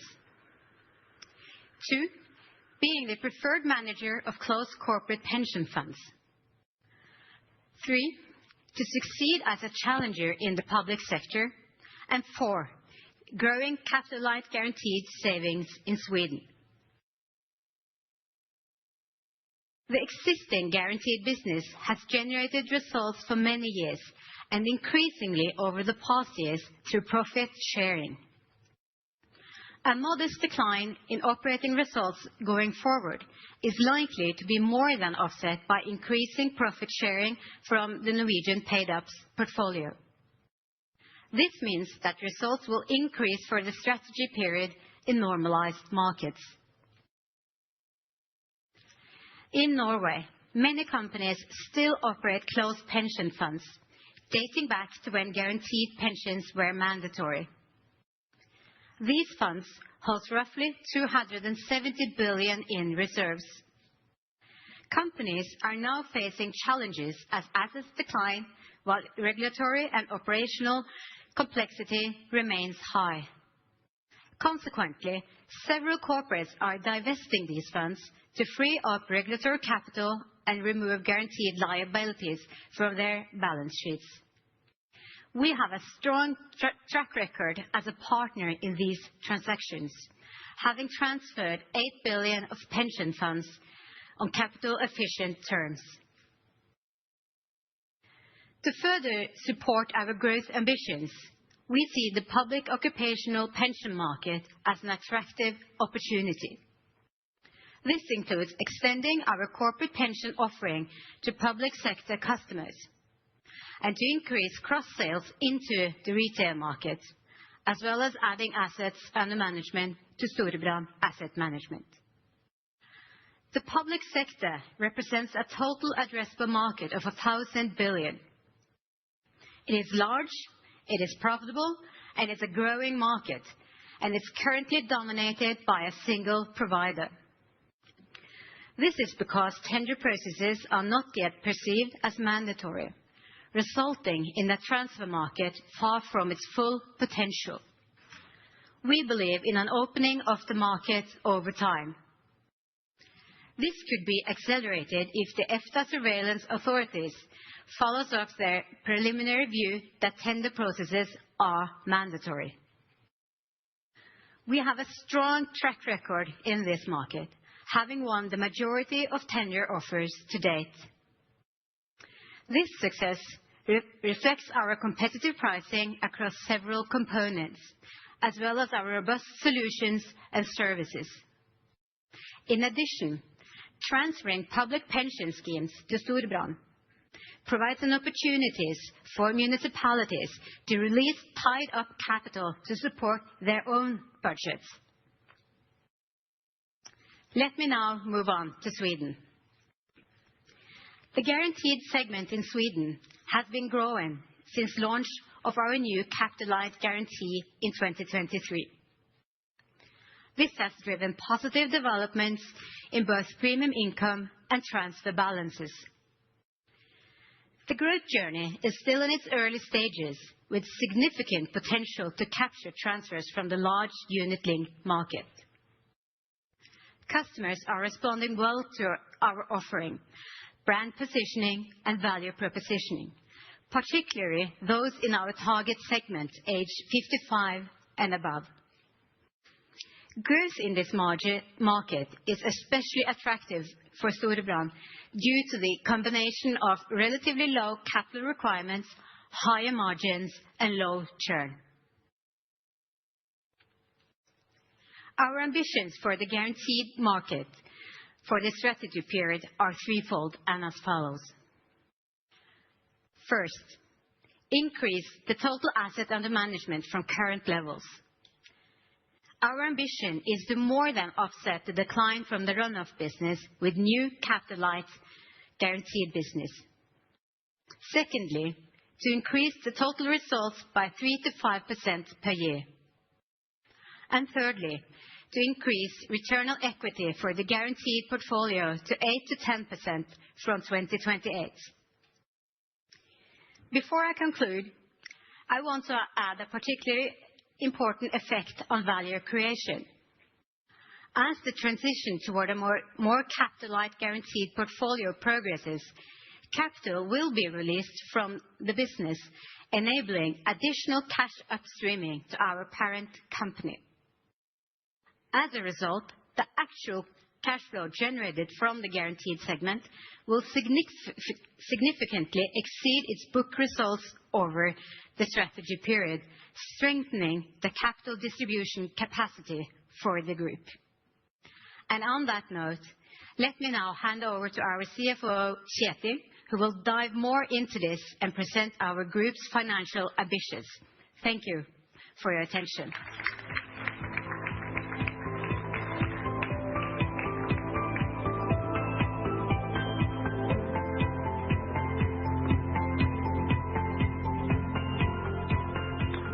Well, thank you, Vivi. We have heard the strategy and we've heard the business side.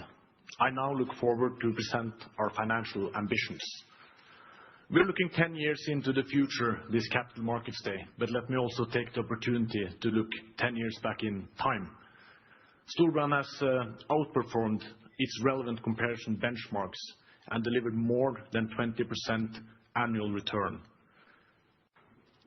Looking back to when Odd Arild Grefstad took over as Group CEO, Storebrand has in total delivered 872% total shareholder return.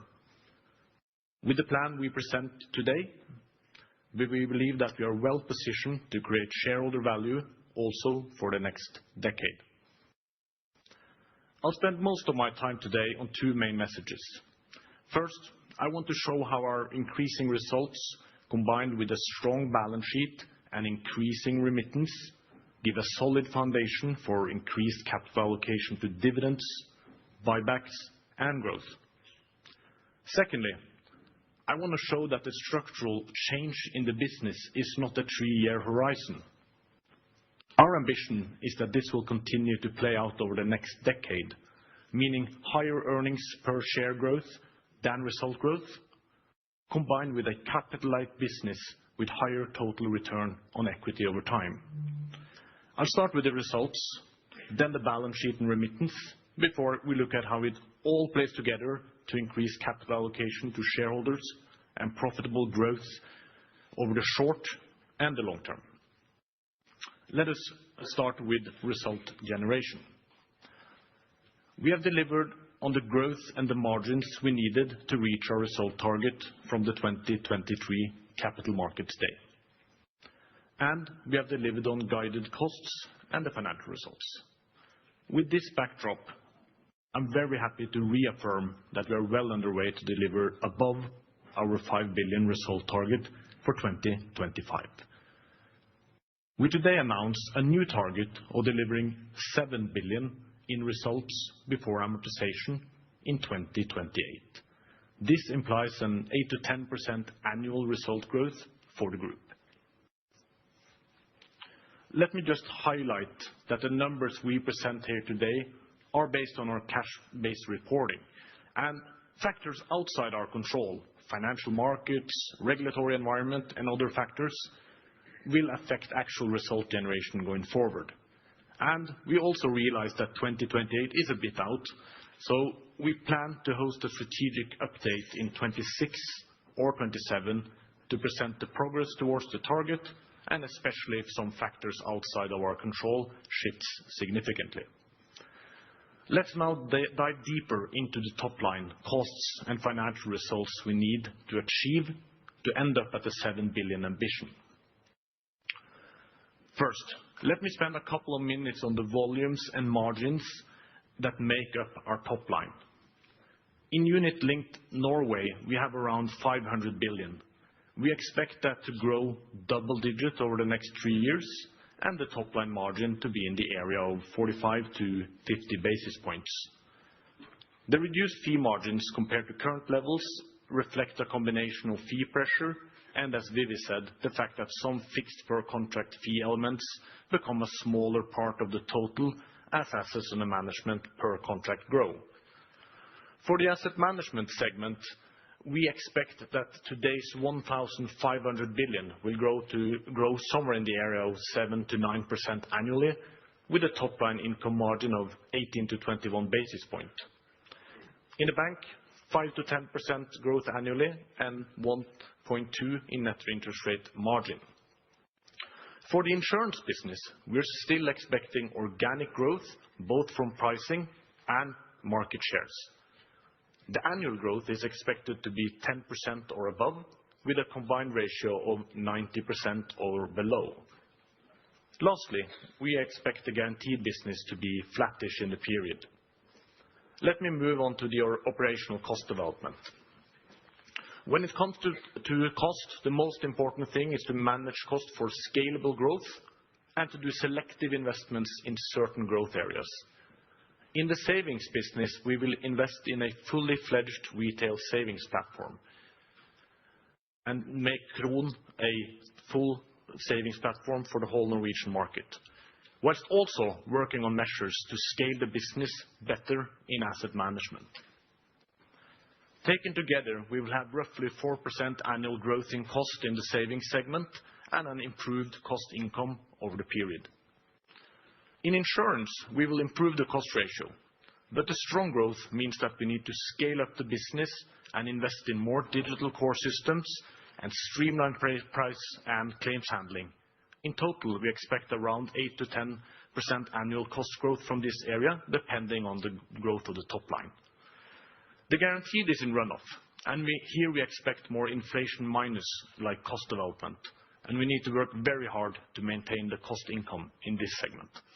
Altogether, this gives us a cost development of around 5%, and we do have levers to adjust the cost development if the top line growth is unsatisfactory. So, if we take this all together and we get an operational result development that is expected to grow double-digit, a couple of observations on the development in operational results. First, we expect operational results to grow faster than the financial results. This increases the quality of earnings in the group. Second, a higher proportional operational result is expected to be generated by the insurance segment compared to the current composition. The implication is that operational results will be less impacted by financial market volatility over time. And thirdly, the insurance business is developing into a more short-tail business with lower exposure to biometric risk. This should also, on an expected basis, mean lower result volatility. Let me move to the last result element, the financial result. We see a growing financial result driven by increased profit sharing from the guaranteed business. Altogether, we increase the expected level for profit sharing to 700 million. This is due to higher buffer capital in the Norwegian business and the persistent higher interest rate environment priced into today's market curve. When it comes to company portfolios, including insurance, we expect around 1.5 billion in annual return. The cost of debt is around 0.6 billion, meaning that net company capital is expected to give around 0.9 billion in annual result contribution. So, to sum up the results part of the presentation, we announce a result ambition of 7 billion. Continued double-digit growth in savings and insurance, all the while we improve cost income and combined ratios. So, let's move to the solvency and the balance sheet. The headline here is that the long-term balance sheet transformation reduced capital intensity, leading to a more resilient group with higher return. This is illustrated by the transition from capital consumptive guaranteed business to a diversified Nordic savings and insurance group. The shift in premiums and total assets under management illustrates this in a good way. Most of the premiums and the assets under management came from the guaranteed business back in 2012. Today, guaranteed is 13% of premiums and 19% of assets under management. The rest is made up by savings without any guarantees and insurance. All the while, total assets under management has tripled in the same period. When we look at the resilience from a solvency perspective, we see that we're quite robust towards various shocks.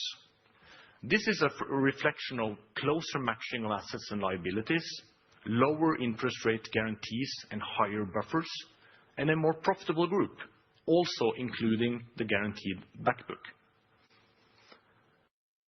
The group has modest leverage. We have a little less than 20% leverage in the group today. We aim to be moderately leveraged compared to peers, and we think this strengthens the robustness of the balance sheet. If we look into the next decade, we can expect a continued and material change in the balance sheet from guaranteed liabilities towards savings and insurance products, reducing capital intensity and improving the overall risk profile.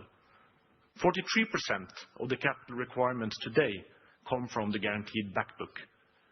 Whilst out in 2035, this is expected to be only 20% of the capital requirements of the group. In my view, this underscores the point that the change we have seen for the last 10 years is going to continue also for the next 10 years as a driver for value creation in the group. So in summary, we show resilience with low solvency sensitivities. We have moderate leverage and a balance sheet transformation that will continue over the next decade. Moving over to the next part, liquidity and remittance. We want to put a little bit more emphasis on this topic as this is more and more important for the understanding of the cash buildup and the capital allocation in the group. As a starting point, the results we present are close to cash. So the baseline is that results are upstreamed to the holding company. And over the last years, we have done so with some extra upstreaming from the overcapitalized life insurance company, but also some capital to fund double-digit growth in insurance and banking and growth in the public sector. And this is how we expect it to look for the strategic period until 2028. The short story here is that we think roughly 100% of the results after tax will be streamed up to the holding company. Our expectation is that we will remit 1 billion above the result in the life company on an annual basis until the end of the 2028 strategy period. But we will also keep some liquidity to grow the bank and insurance.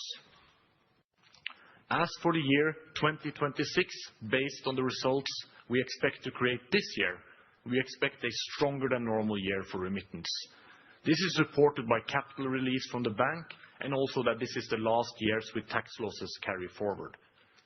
As for the holding company, we have a normal financial flexibility to do dividends and planned buybacks and small M&A with a liquidity level between 2 and 4 billion. If liquidity is in the 4 to 6 billion range on an ongoing basis, the board will consider to do extraordinary capital distribution to shareholders outside the ambitions we have given here today. So to sum up liquidity and remittance, results are close to cash. Remittance ratio of 100% is expected, and we have provided some liquidity thresholds to help the market understand how the group think about holdco liquidity, not as a firm rule, but as a guidance. That moves us into the last part, which is taking result generation, the balance sheet and remittance into capital allocation.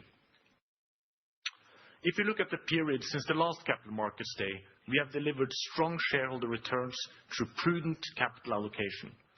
If you look at the results and the total cash generation coming from results and capital release, we have used around 20% to fuel the much more than double-digit growth. We have also done some M&A, but as these are both businesses acquired and divested, the net number is not a very material number in this period. Around 95% is spent on dividends and share buyback, and the rest a minor liquidity buildup. When we look at the expected capital allocation for the next 3 years, we believe that we are well positioned to continue delivering strong returns with a highly capital efficient model, with double-digit dividend growth and planned buybacks, and that the 7 billion result ambition materializes, additional capital will likely be available for shareholder-friendly purposes. This can be allocated to dividends, share buybacks, organic growth, and structural initiatives with a hurdle rate well north of the group's cost of capital. We keep our dividend policy and uphold our threshold for overcapitalization.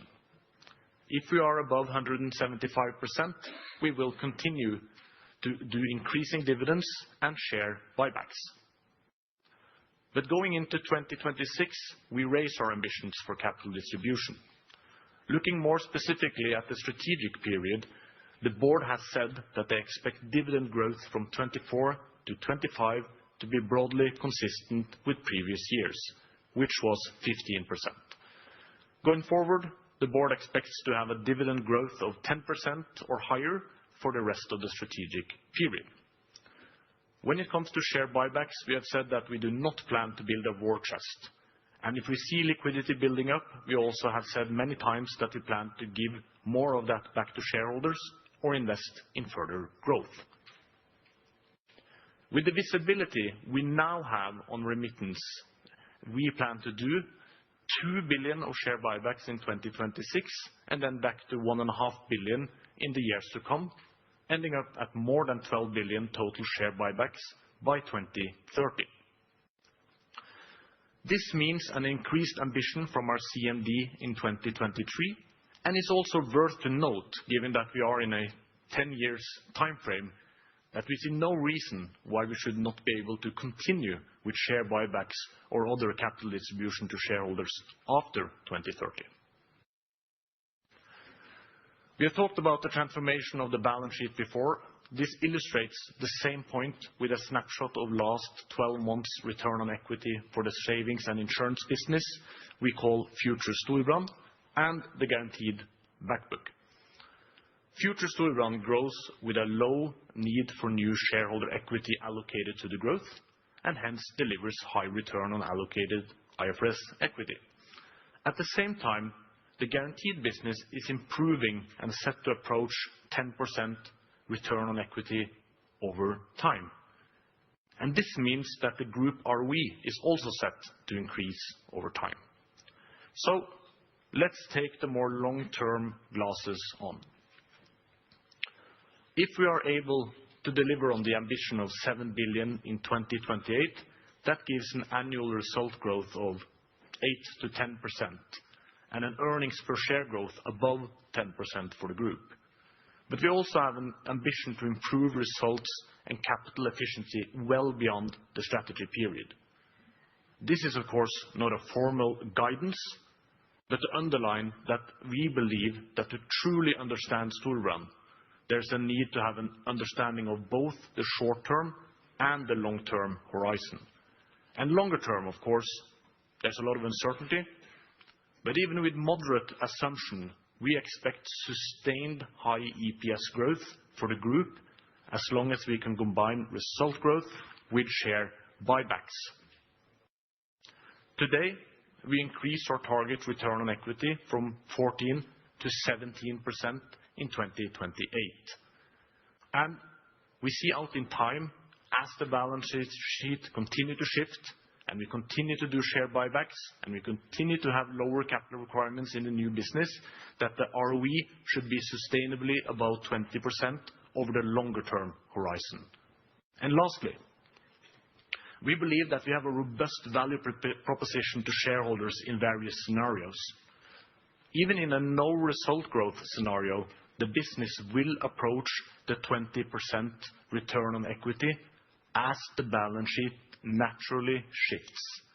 In this scenario, it will still be around 50 billion in capital distribution potential. This is, of course, not the scenario we plan for or believe in, but it shows that even in a very demanding scenario, shareholder value will be created. If results go more in line with scenario 1, based on the current strategic plan, it should lead to a markedly higher results to do multiples on in 2035. In this scenario, the group will have delivered attractive capital capital allocation along the way and end up with a structurally higher return on equity from growth in the front book and strong EPS growth from continued share buybacks. And scenario one, continued growth over the next 10 years, is what we go to work every day to deliver. Let me end up with a summary of Storebrand's updated financial ambitions. We raise our result target to 7 billion for 2028. We lift our return on equity target to 17%. We aim to achieve double-digit dividend growth, starting with a roughly 15% uplift for the current year. And we today announce our intention of executing 2 billion in buybacks in 2026. Lastly, we stick to our long-term commitment of 1.5 billion of buybacks per annum towards the year-end 2030, with a strong capital distribution capacity also beyond 2030. That concludes my presentation. Thank you for your attention, and I will now invite Odd Arild up on stage for some very brief concluding remarks before we open up for Q&A.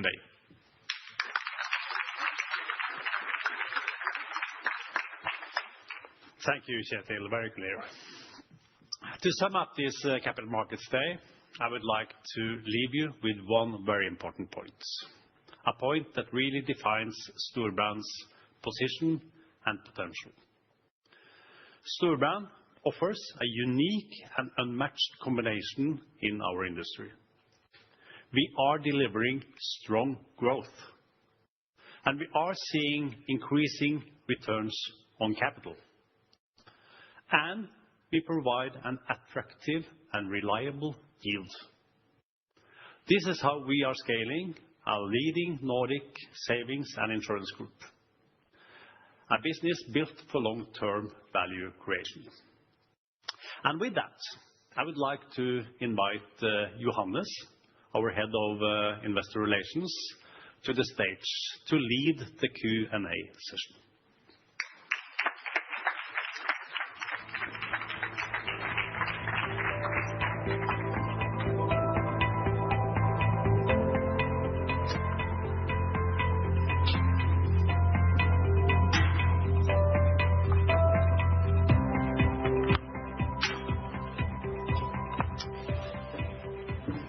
All good with the sound?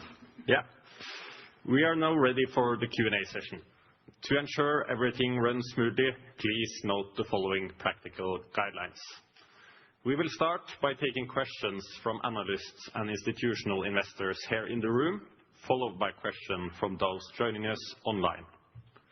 If you are attending in person, please raise your hand to indicate that you are here and would like to ask a question. For webinar participants, please use the raise hand function to join the queue. A microphone will be provided before you speak. When it's your turn, please begin by stating your name and the firm you represent. To ensure everyone has the opportunity to participate, we kindly ask you to limit yourself to a maximum of 2 questions at a time. With the practicalities covered, we will now begin the Q&A session. Let's take the first question from the audience here in the room, maybe starting with Hans in the front. Hans Rettedal Christiansen, Danske Bank Markets. Thank you for taking my question, and thank you for a very thorough presentation. Trying to limit it to 2 questions is difficult, but maybe if I start where you started on strategy, and I guess a word that keeps going again and again is scalability. Maybe perhaps especially within asset management. So my question is, in the improved cost-income ratio, how important is sort of the alternatives initiatives that you have, and how much of it is, if I can say, true scalability versus how much is just operational leverage from fundraising within those funds going forwards here? That's my first question. And then my second question is on capital. And thank you for providing the slides on remittance. So now you say you expect 100% remittance. And Just if I can do a calculation and see if it's correct, if you have 7 billion in pre-tax profits in 2027, you take that net of tax, you're maybe at 5 to 5.5 billion in net income. If you're growing dividends at, say, 15% per year, you'd be at 3 to 3.5 billion in dividends in 2027. Then you have 1.5 billion in share buybacks. How much capital does the future business need to grow? That's my first question. And then the second question is, at which point would you consider sort of increased share buybacks if you don't see any other structural opportunities? Should I start with asset management and you think about remittance, Kjetil? I think we see an underlying strong scalability in the more conventional part of our asset management business. And we, as Jan Erik showed, have a lot of tools now to really consolidate on the platform. And that means also that we will have real cost efficiency over the next couple of years that will give the leverage you are seeing. Then, of course, alternatives will have impact in some years, but we are looking at these two ways to have a scalability in the more conventional part with effective cost elements giving that scalability. And on top of that, see that the income from the alternatives comes through year by year by fundraising, as also shown in the slides. All right, on remittance, no, I think top down you're thinking correctly. So, and what we've said is that we will upstream 1 billion extra from the life company, but consume more or less that for growth. So I think that roughly answers the question of how much the growth is projected to cost. And then, of course, we will see what the actual growth will be over the period. And I think you're also correct in saying, as I think I mentioned, that if we deliver the 7 billion and we grow as planned, there should be a liquidity build-up along the way. And I think the guidance the board has given with solvency and also holdco liquidity should give a reasonable guidance on how they think. So if we have the solvency we expect to have, and we see the holdco liquidity being in the 4 to 6 billion range, the board has said that they will consider to do additional share buybacks or other capital allocations to shareholders. So I think that is the best guidance to give. And then, of course, it's a year-by-year discussion and before the board communicate to the market their intention.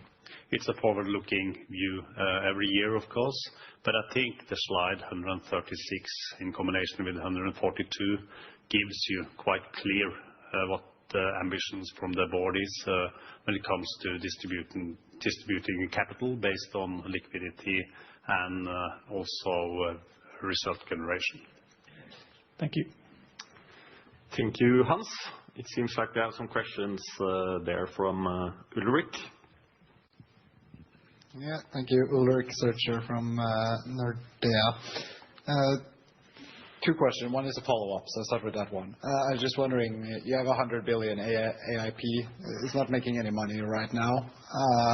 Is it possible to give any sort of effect on that when they, at some point, start to make an operational profit?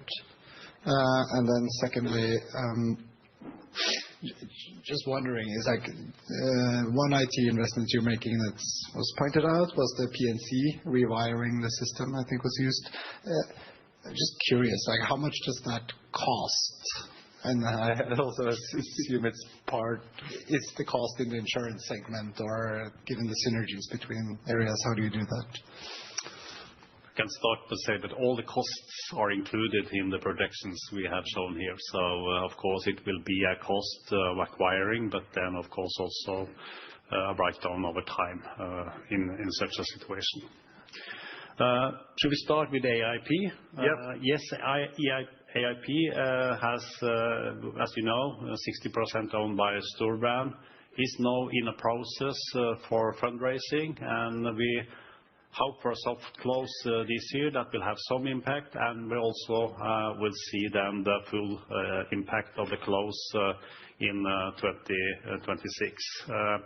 And that is an important part of the expected topping of the result, as you saw Jan Erik showed in the graph in 2026.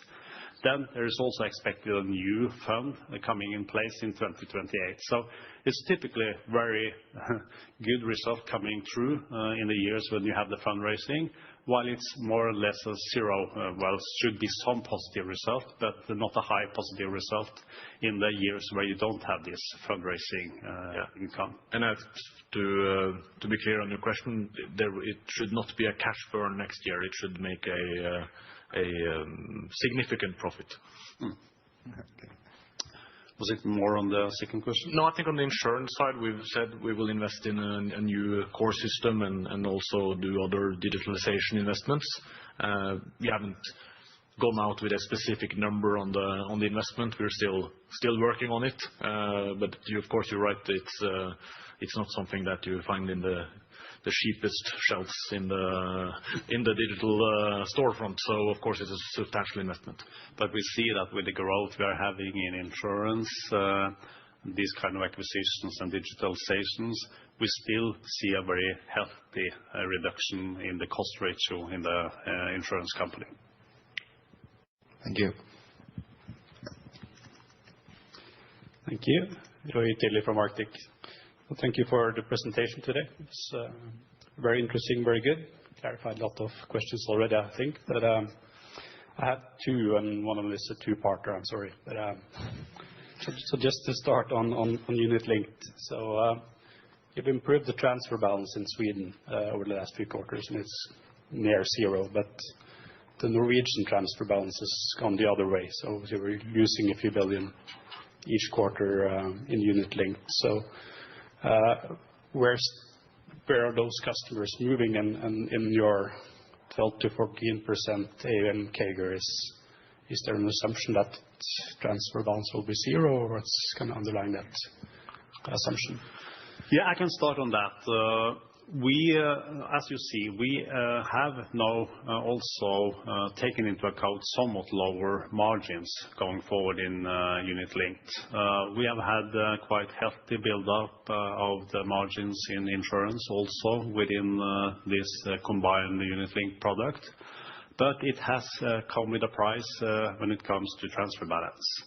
Now we will focus on both profitability but also the volumes and we have a very good competitive situation that we want to also utilize in the market in a good way going forward. That is reflected in these numbers. And based on that, we expect to have a positive, a neutral to positive transfer balance going forward. And that is one of our clear goals.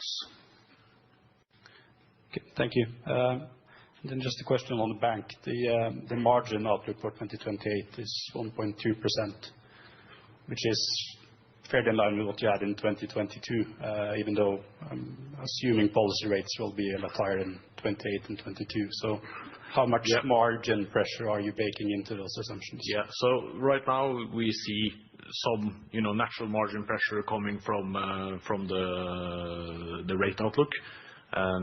And then I think we're going to work very hard to deliver higher than the 1.2, but that is the kind of stated ambition we have today. So there's obviously some margin pressure in there, but that is one where we will report back and do a lot of measures to try to end up higher than the 1.2. I think we were a bit cautious based on the rate we saw when we made this. It was somewhat better today. But anyway, we take a bit cautious view into the banking margins when we did the overall plan. Okay, thank you. Thank you, Roy. Would you pass the microphone forward or backward to Simon? Thank you. Thank you. Simon Brun, ABG Sundal Collier. Just first question is circling a bit back to Hans and Ulrik on the remittance potential. You mentioned 1 billion in excess of your group result. Is that amount sort of to smoothen it out over the strategy period, or is there a reason why it's limited to 1 billion? Is that due to more difficult to get it approved by the authorities? I guess that's the first question. The second question is about the securities brokerage platform or the trading platform within Kron, which I guess will complement your offering and be a driver of revenues there. Do you have any timeline for that rollout? Would that be within the strategy period, or should we expect that to be pushed out into the 2030s? Thank you. I'll start with the first one. Just to be clear on remittance, the 1 billion in excess from the life company, that is counteracted by capital we need to grow. So this 100% in total, that is the guidance. So we're clear on that. And then the 1 billion in the life company reflects that the life company is getting more and more capitalized over time. And then we take out this overcapitalization over time in a prudent manner. I think that is how we think about it. When it comes to the broker platform, if I look at the share members around here, they also expect that to come quite soon. So I expect we will absolutely start to work with that within the strategy period. Not sure it will be the real driver for results, but I think it will be a very necessary part for a complementary platform for savings altogether to get the growth we expect over the strategy period and beyond to really get the results and the growth from the Kron platform as a fully fledged savings platform. Thank you, Simon. Would you please pass the microphone forward to Ola? Okay. Ola Rubbe, DNB Carnegie. I just have a few questions on demographics, actually. You mentioned the average age of the guaranteed policyholder is 64 now. Could you just remind us what is that in Norway? And also for the closed pension plans that you have sort of taken on these past few years, what is the average age of that pension holder? And since you have hybrid or public sector occupational pensions as well, should we expect the average age of the guaranteed policyholder to flatten going forward, or should it continue to increase as these people increase? Thank you. I might start and you help me, Kjetil, but I think if you look at the chart, that is the paid-up policies in Norway. So that is the average age of the 64 years. That's been in a closed book for quite a long time now. So it's an elderly population. And most of the closed book we take in has also quite an elderly population in it. So it's comparable to what we see in the guaranteed book of business. Yeah, I think, and to be clear, the illustration in the book is for the total. And what we have seen over the last years is actually that the average age has gone a little bit down. And the reason why it's gone a little bit down is, as you allude to, that we've taken on some new business. So when you take on, for example, public sector business, the average age of those customers are lower. So they dilute the average age here, but it's business we want. The paid-up policies, I'm thinking it's 66 years, but yeah, it's nodding. So we're nodding. So 66 years, I think, is the average on the paid-ups. And in the public sector, I think the age distribution is the same as we have in the population in the workforce altogether, and more comparable to what you see in links and the defined benefit altogether. Yeah, and closed pension fund is more like a paid-up policy type of demographics. Perfect. So the Norwegian pensioners, they are in retirement on average then, I guess. On average, they will be in retirement in paid-up policies, yes. Thank you. Do we have any more questions here among the audience? I think we have Thomas in the back there before Herman in the front.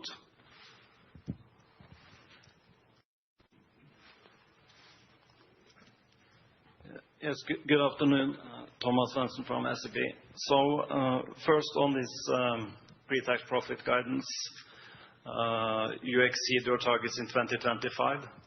So do you think this CAGR, do you think it will be front-end loaded or back-end loaded, or should you think a linear growth pattern towards 7 billion? And the second question on non-life insurance, how do you think it will be that easy to grow when you are changing the distribution model towards less acquisition costs? And how comfortable are you with your disability or the reserves on the disability insurance you have already written? Thank you. Perfect. I'll start on the profit guidance growth of 8%-10%. And the reason why it's 8-10 is that we don't know what the full year results for this year is.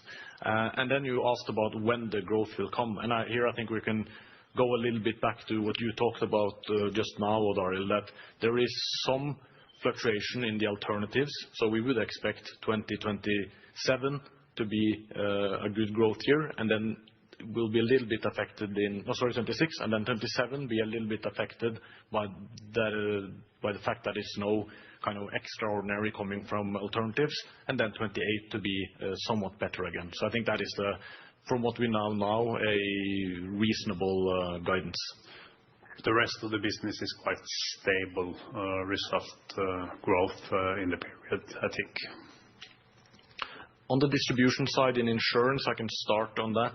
We don't plan to scale down markedly the distribution, but we plan to add on more internal distribution, partner distribution, and digital distribution. So it's more an add-on rather than a scale down. And just on the reserving on the disability side. Yeah, on the disability side, we have, of course, worked with that a lot. You heard about our practice today that we see good results from and hope to see even better results when we scale it for the whole portfolio. There is some trends now that is a bit positive when it comes to sick leave in the Norwegian market. So it seems like we have at least got to a level that has evened out and not is increasing with the scale we have seen before. And we are, of course, doing a year-by-year view on the different products and portfolios to have the right reservation all the time. And feel that we are in the right place for reservations. But of course, you never know. There might be elements, sub-portfolios that needs to be strengthened. But we don't have any view on that as we speak. Thank you. Thank you, Thomas. I think Herman had a question in the front. Would you please pass Herman the microphone?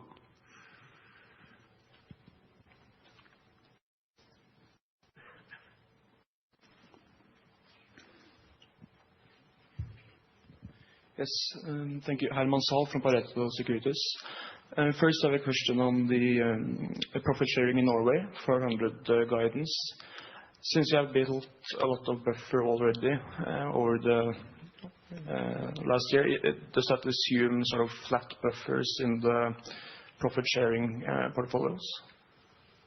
I think when you look at, we actually added a slide in the appendix on that, and I think if you look at the expected return and what is needed for profit sharing, it should be a marginal buildup of buffers here, and especially when you go out in time, it can be a substantial number. But then again, trying to predict financial markets out 2, 3, 4 years from now is not very wise of me. So I'll just say on an expected basis, there will be a buffer capital buildup. Okay, thank you. Excellent. And then just on the insurance or implied insurance financial result, it seems to be 300. And sort of given where you are so far year to date and the growth you target, is it merely interest rates explaining why that isn't higher? Yeah, I think that's just based on it's invested in low risk papers with a year credit duration or something like that. So it's I think that explains it. Yes. Okay. Thank you. Any additional questions? Hans in the front might have an additional question. I was just wondering, just a follow-up question on Kron and the investments you're making there.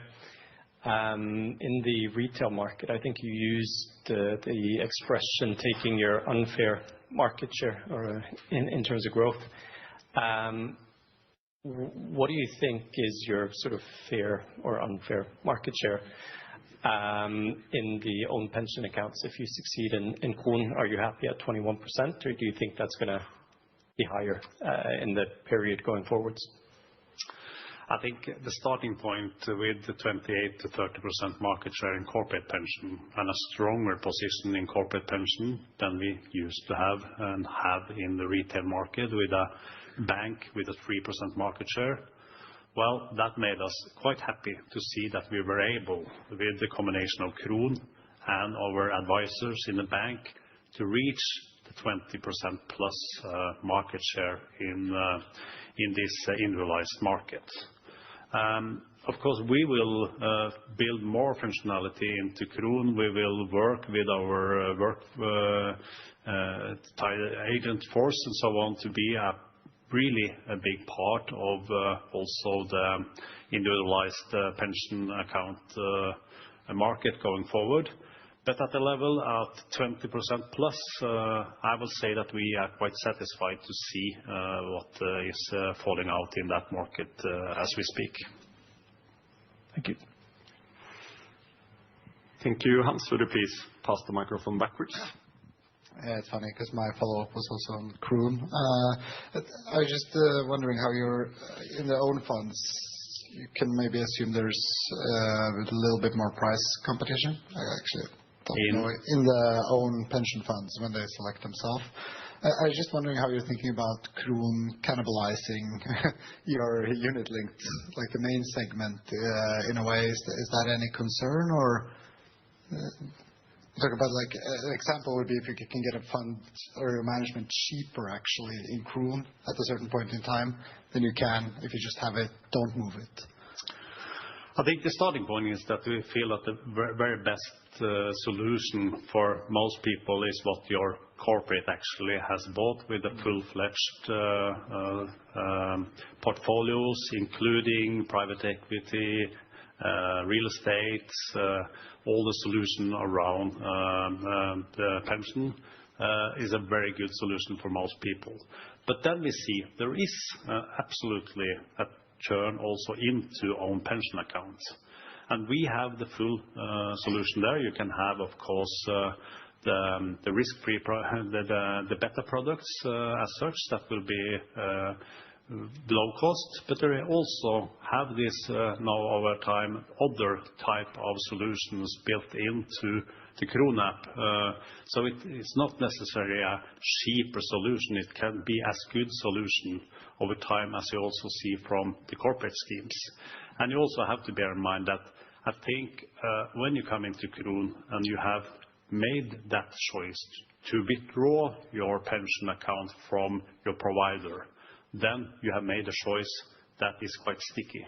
The duration of the assets will be quite high compared to some of the corporates that do tender offerings every 5-10 years or something. So it's a mixed balance, I think, both when it comes to margins and especially when you look at also in combination with the duration.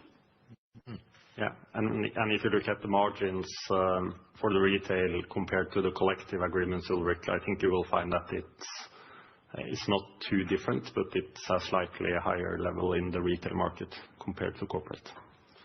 Yeah, but the retail, are you including just Kron or? Kron and the total pension margin from the individual contracts. I got it. Yeah. Thank you.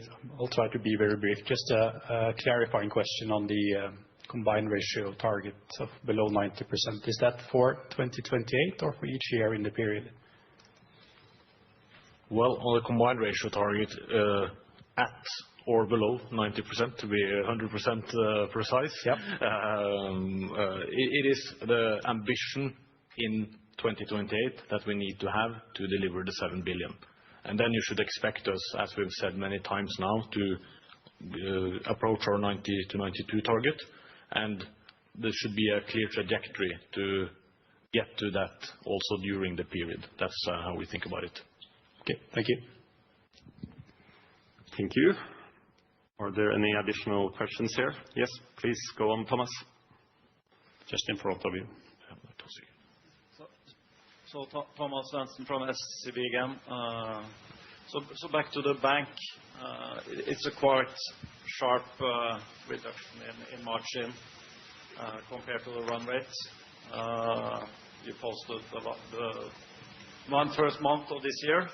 So is this a reflection of what you see in the market now? So you sort of expect a quite quick reduction in the net interest margin in the bank and then a more rebound to equilibrium level? Or when should we expect to see this margin pressure? Yeah, no, we should expect to see it throughout next year as we see the funding costs right now. But again, as what Arild said, we would say it looks a little bit better now than it just looked a couple of weeks ago. So we'll, it's a dynamic picture, so we'll see. But we should see it during next year, yes. Thank you. Thank you, Thomas. Ola, please go ahead. Yeah, just a final one from me. It was mentioned that I think 600,000 people have the lowest mandatory savings rate in Norway. That's 2%. I think the largest labor union in Norway, LO, wants to raise that to 4%. Yeah. Have you made any scenario analysis on that? You know the impact that would be for you? I think the last time we saw, I think around 40% of our portfolio was still at the lowest level with the 2% savings rate. So around 40% of the, if you had uplift from 2 to 4%, you can then do the maths when it comes to the premiums, because 40% of the portfolio will then be uplifted from 2 to 4% savings rates. 40% of the reserves, you mean? No, customers, I think. 40% of the customers. So it's lower than that on premiums. We have the number, but I honestly don't remember it in my head what the actual uplift will be if we move from 2 to 4. But obviously a very good tailwind for us if that was to happen. Yeah, perfect. Thanks. Thank you, Ola. Just checking if there are any additional questions on Teams or in the room.